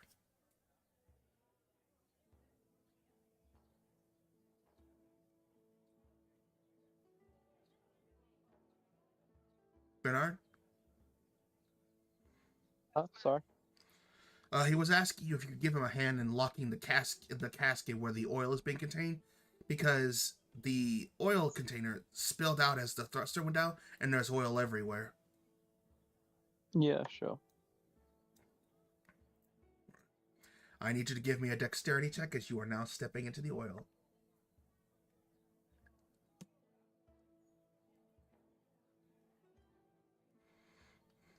Oh my god, how the fuck did I navigate this system? Dex check.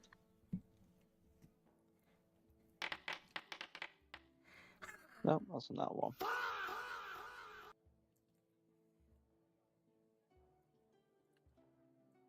Now I need you to give me a... Oh, no, actually, no. As you step on it, jumping over the books, not really paying attention, you slide forward into adamant.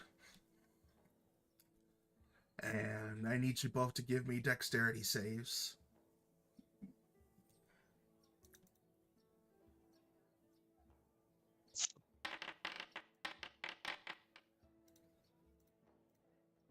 Such bullshit.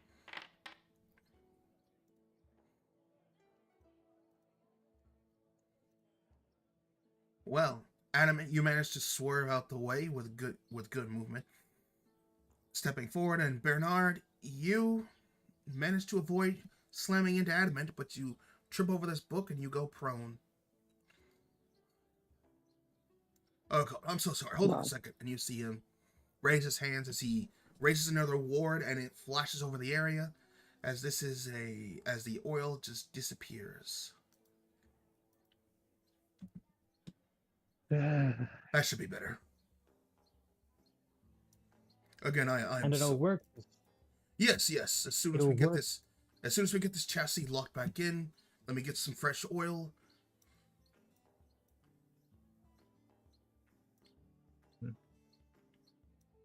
Again, I'm so sorry. My old eyes are not just too keenly zoomed in on these smaller details as they used to be. You see him with Bernhardt's help as he locks it in.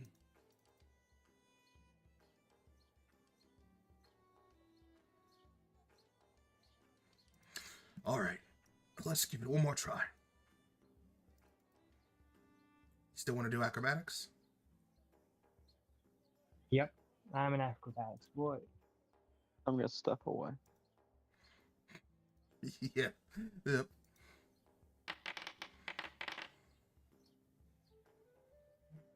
$11. You try to go for a 2 feet off the ground, and this time the oils does light up, but the strength is a bit more than you thought, and rather than going 2 feet forward, you go 10 feet diagonally.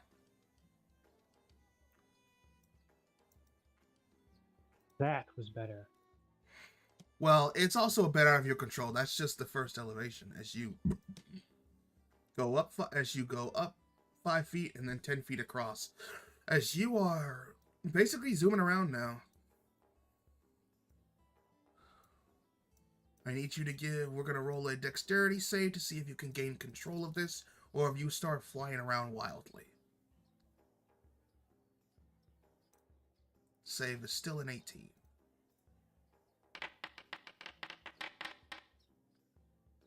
Ooh. Well, off you go. Where's that button that lets me, like... Wait. Hmm? No, I was like, wait. Where's that button Like that lets me... reacting to him. Right, where's that button that lets me, like, click and drag? Oh, is it this button? That's not it.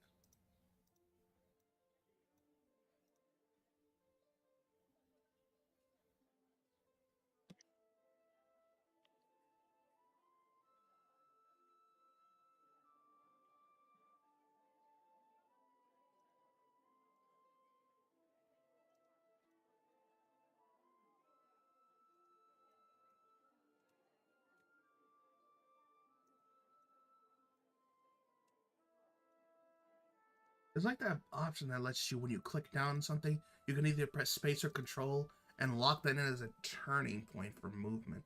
Is it under the core configurations? Let me see.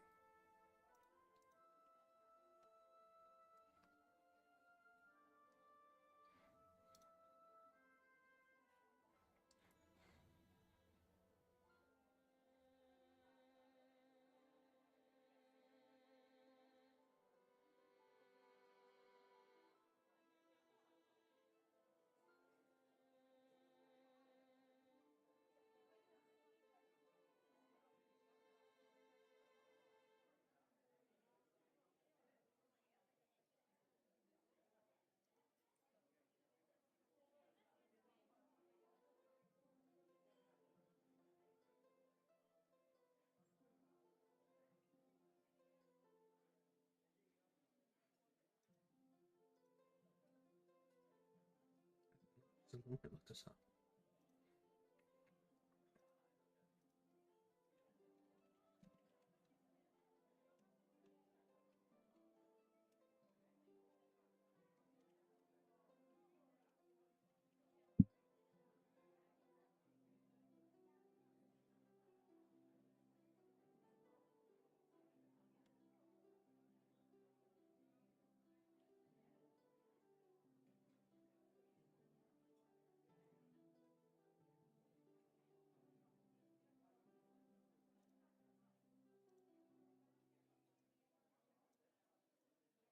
Okay, there we go. So I can let go, and then it does that.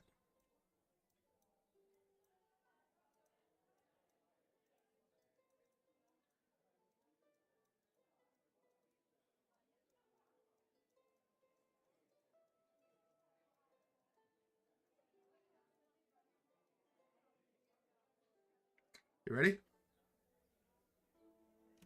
Yeah. As you start zooming around, the others turn around to see what's going on, and as he's coming around the corner close, Bernard, he crashes into you again. I need another dexterity save. Sure. And technically, since he's right up on you, you get that paladin blessing.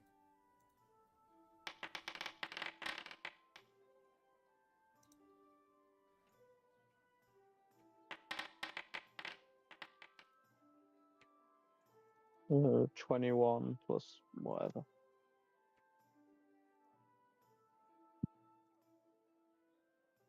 Oh, did that already add it, actually? It already added it. It's already on. Oh, nice. Handy. Well, this time you managed to effectively dodge getting very well. Adamant, you do miss him, but you do bump into this large skull, and you take...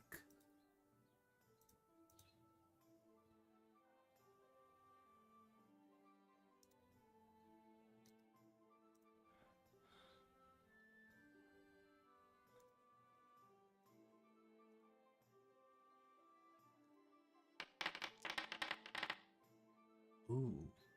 You take a bludgeoning damage as you bonk into the skull.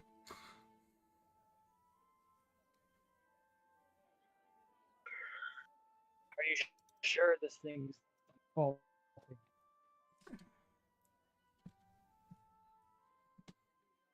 Positive. That's the power of these things. Like I said, the speed you be hitting at once you get a grip on it will make you soar and zoom.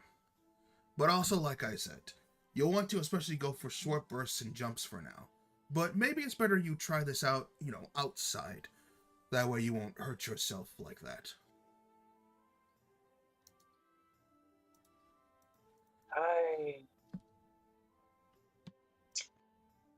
I'll have to try. I suppose it is like partially my fault. As you're doing I that, you will- hear a snicker in your mind as Sam is holding back laughter as much as possible.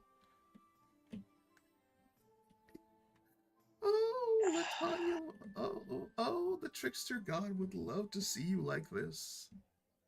I bet you she's watching right now. I'm gonna kill T-Girl specifically so you can't please me. You said that every day for the last... You said that every day for the last 70 years.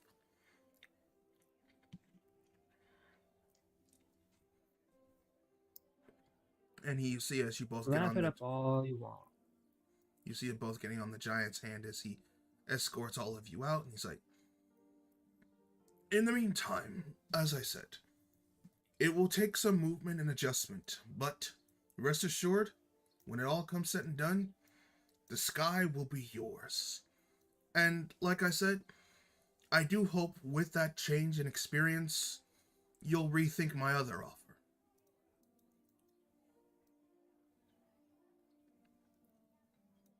As he holds his hand and places you both down I on the doubt it, ground. but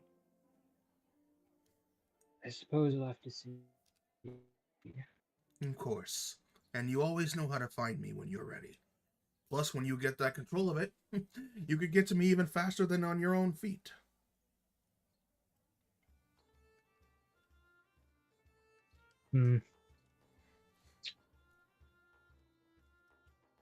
We will meet again. Sure we will.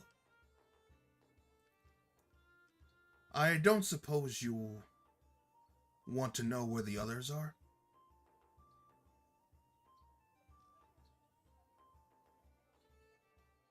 There will come a time where I will seek them out. But for now, I have goals. Well, I wish you luck on your goal. Goals Yes.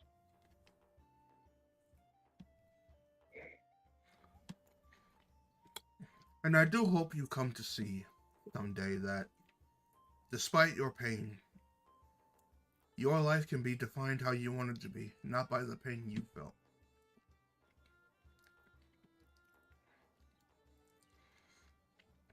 As he walks away, back to his seat. And you hear shouting off in the back, Thanks for stopping by and shopping. Come again when you got another creature you need caught.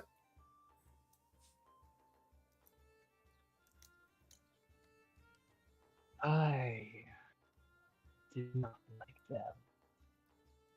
It's not too late. We could put No, Pro to it'll use just be a trial run.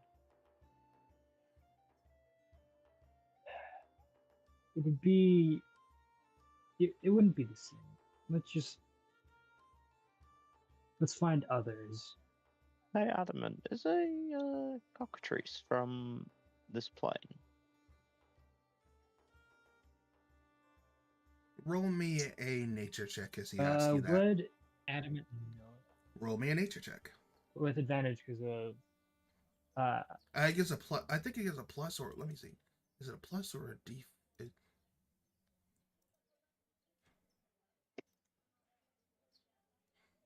No, it's just a +7. So yeah, it is the nature check with the +7. So let's see.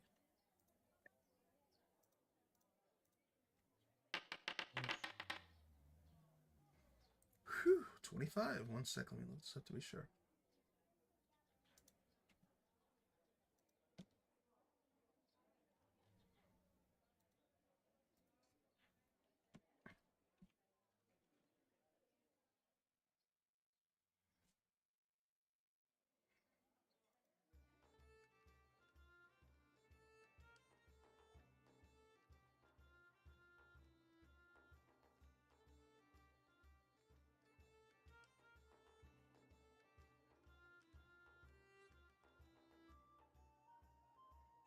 You know fully with that data that yes, cockatrices are natural to this, are familiar to the material plane. They are monstrosities, but they are still familiar to this plane. However, you also know based on the data that a regular cockatrice is really not worth too much of a fuss, except maybe as a token exotic animal. However, since you broke the 20 barrier, looking at these aren't regular cockatrices. These are regent ones. And the regent ones are large and much stronger than the average small size. But yes, they are still familiar to this plane. I mean, this realm. That's a shame. Okay, Adamant, let's go. these cockatrices are useless to move. Yes. No point trying to steal a cockatrice That- whilst we're here. Mm-hmm. All right, so you head out that door, which is already easy to unlock as you go out. And as you do, you're greeted by a noise outside.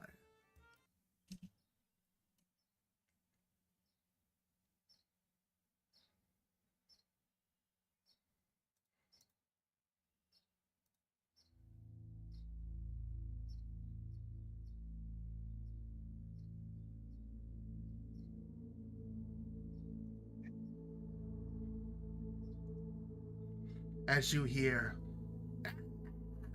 I finally found you. Talking to you. Hold on, let me see. Where's the...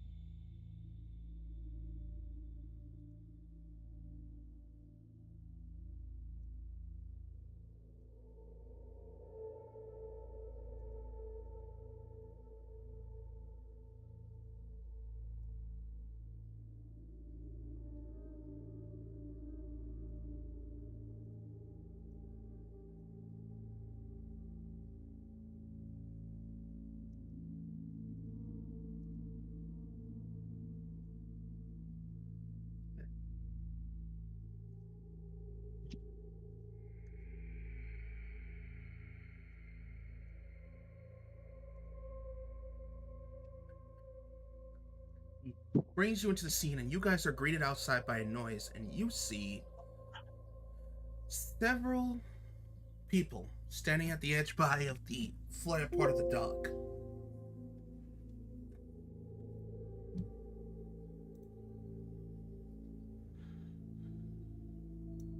Friends of yours, Adamant?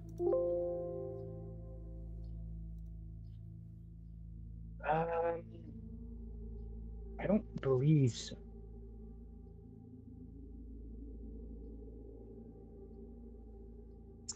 You there.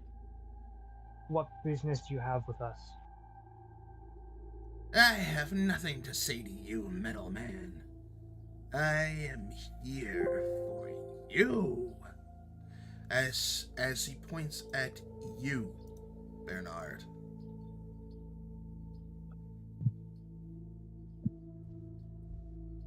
I have no idea who you are. Oh.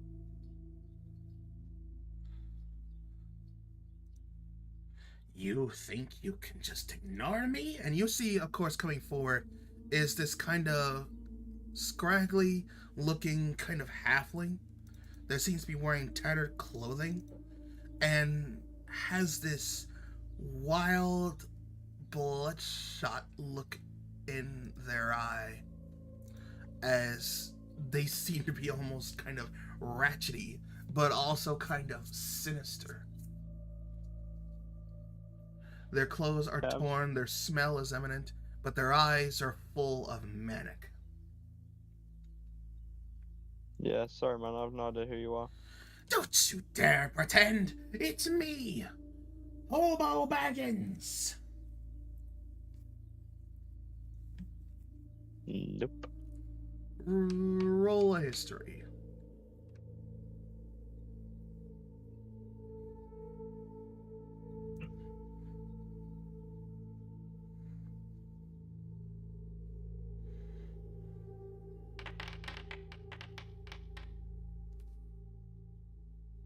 Yeah, you really have no idea who this is. How am I meant to memorize everybody I've wronged? How dare you! You robbed me of my precious cover and the cold night in the far north in the Wharton Kingdom, and you think you can just forget about me? Adamant. Should we just kill this guy?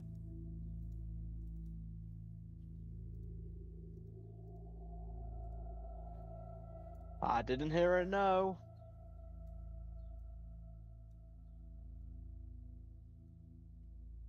Okay, pull up, stranger. You think you're going to win, fool. Your death is nigh. As she raises up and says, "That's them boys. That's the thieves. Kill them all." And they all raise their hands like, "Roar!" And you see, of course, a handful of they look like pirates. You also see a couple of like lizard folk in there. You see, of course, some burly guys cracking their knuckles. You even see somebody who looks kind of like a weird looking kind of bugbear. He's hideous.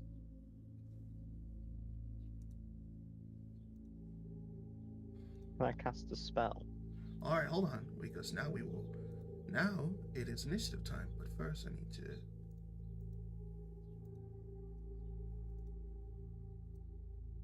I got advantage at initiative. Yes, and that will be popping up once it's all said and done. I'm just adding them in.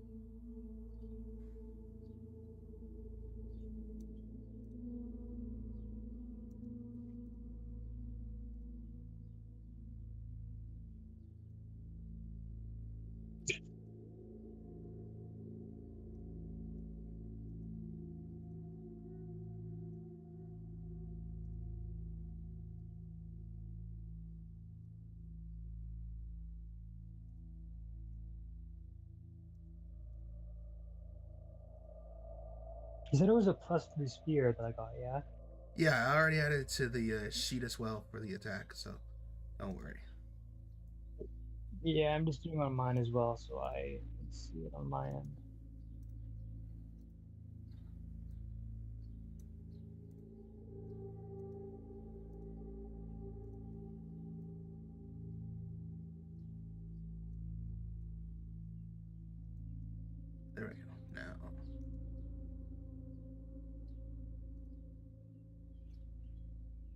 So I do currently have my shield equipped. Yes, that should be toggled on your sheet as well.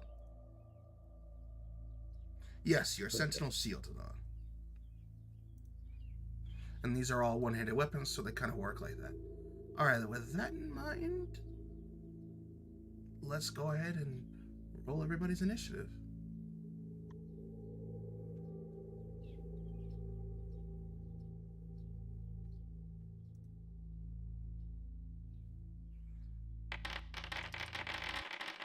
I have no idea what dice is mine. Oh, mine's that one. Oh, what? Boom shakalaka!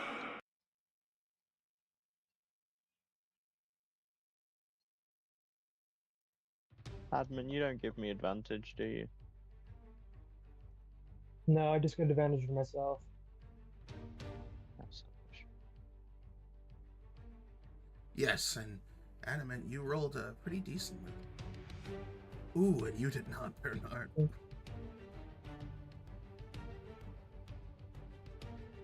I have an inspiration? No. You do not. But... Nah, you don't.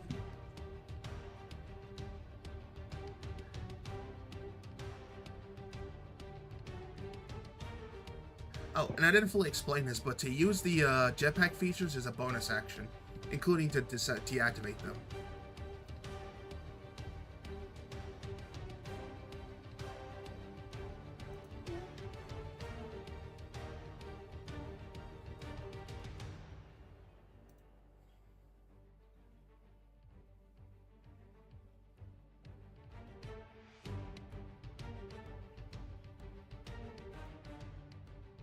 What if you have some area of effect spells, Adamant? Alright, is everybody ready? Let's Nope. speak. Yeah, fair. Something wrong? No, Adamant didn't have area of effect spells. Alright then, in that case, let's Nope, begin. no area. Don't know what was going on? Nothing, we're just discussing strategies. Alright then, let's begin.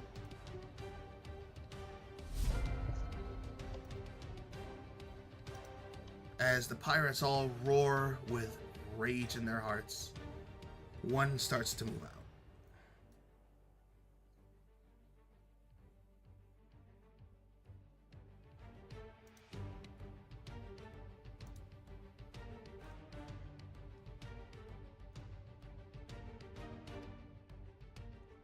As he rushes towards you. Ah! See what he's got, huh?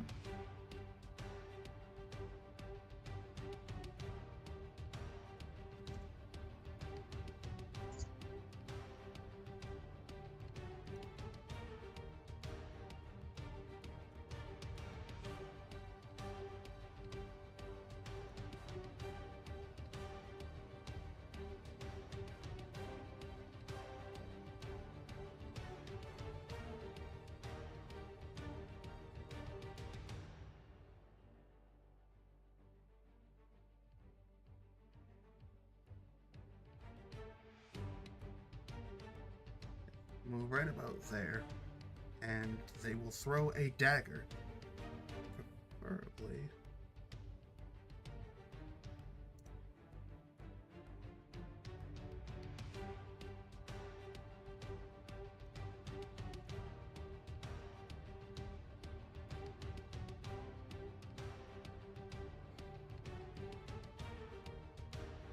Nice. Preferably at you, Bernard, as you take the first hit.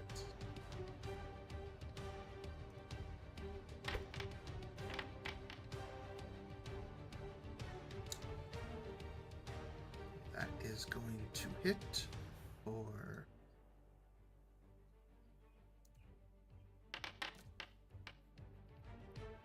7 points of damage to you. I'll need you to roll a concentration for whatever it is you're concentrating on. Not concentrating, it says I am for some reason. Let me see your sheet. Hold on a second.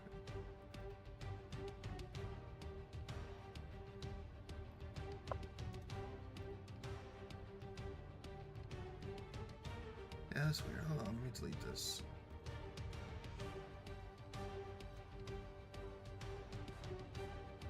There we go. Alright, well that's damage like that. Let's see.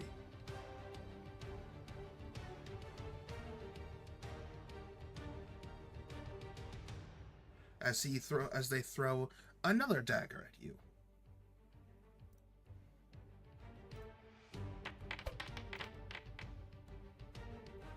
Ooh.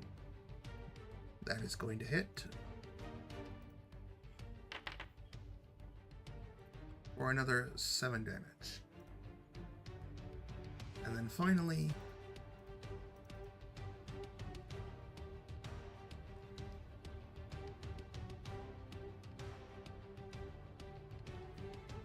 you see her reach into her side and pull out a small little ball and throws it in your range. I need you to give me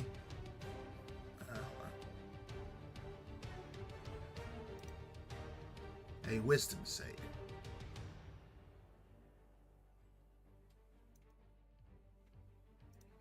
Hold on, wait, hold on. I'm sending this.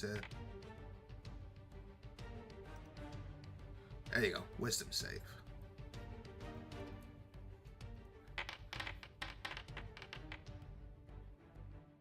Don't you have advantage against the charm condition? I didn't know it was the charmed condition. I put it in public just so you can see. Yeah. 14. Alright. Then as that ball pops off in front of you, you don't feel anything, but you're breathing in some weird dust as you cough a little. As this tiefling's like, kill them all! That is his turn.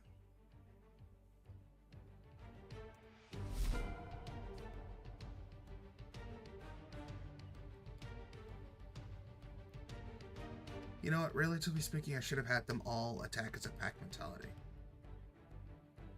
You know what, fuck it, that's exactly what I'm gonna do. One second. No, this is fine, this is fine. This is fine. Next one comes up.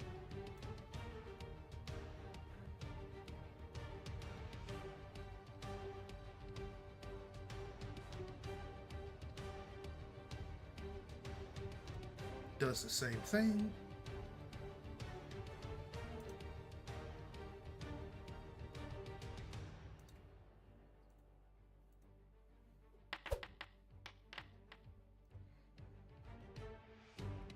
That's gonna miss.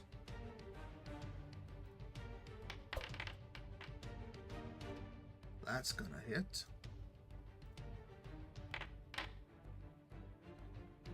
They are inching away at your health. As this one also tosses another ball at you. You give that wisdom save.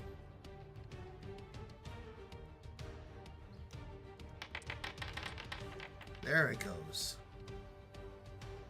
And you save. That's that one's turn.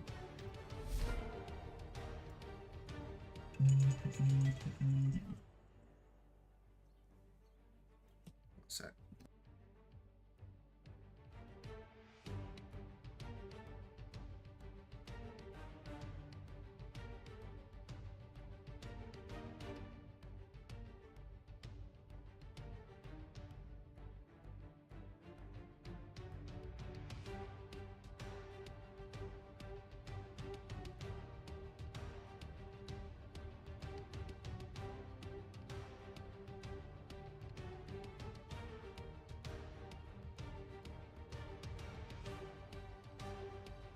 Do you reckon these guys are fodder? I reckon you can probably kill a couple of them around. Alright, I hate to do this to everyone, but we are going to have to call it here on this one's next turn, as I am being called away for duty. Dang. I know you want. I know you really wanted to do some combat. I wanted to give that to you real quick, but I'm gonna have to step away, and we are past the hour timer. Plus, I'm getting called away to do something. That's gonna take me a minute, but I want to thank you all for joining me for this, and I will try to squeeze you guys in next week so we can get a bit more combat in if Kargachin doesn't mind. But in the meantime, thank you all so much for joining me for this. I hope you two had fun getting your interactions and your moments, and I will catch you all next week. As the rest of you watching, thank you all for watching the stream. If you like it, like, share, subscribe to youtube.com/ReconZebra. If you wish to donate, you can go to coffee.com/ReconZebra. Until then, good night and good game.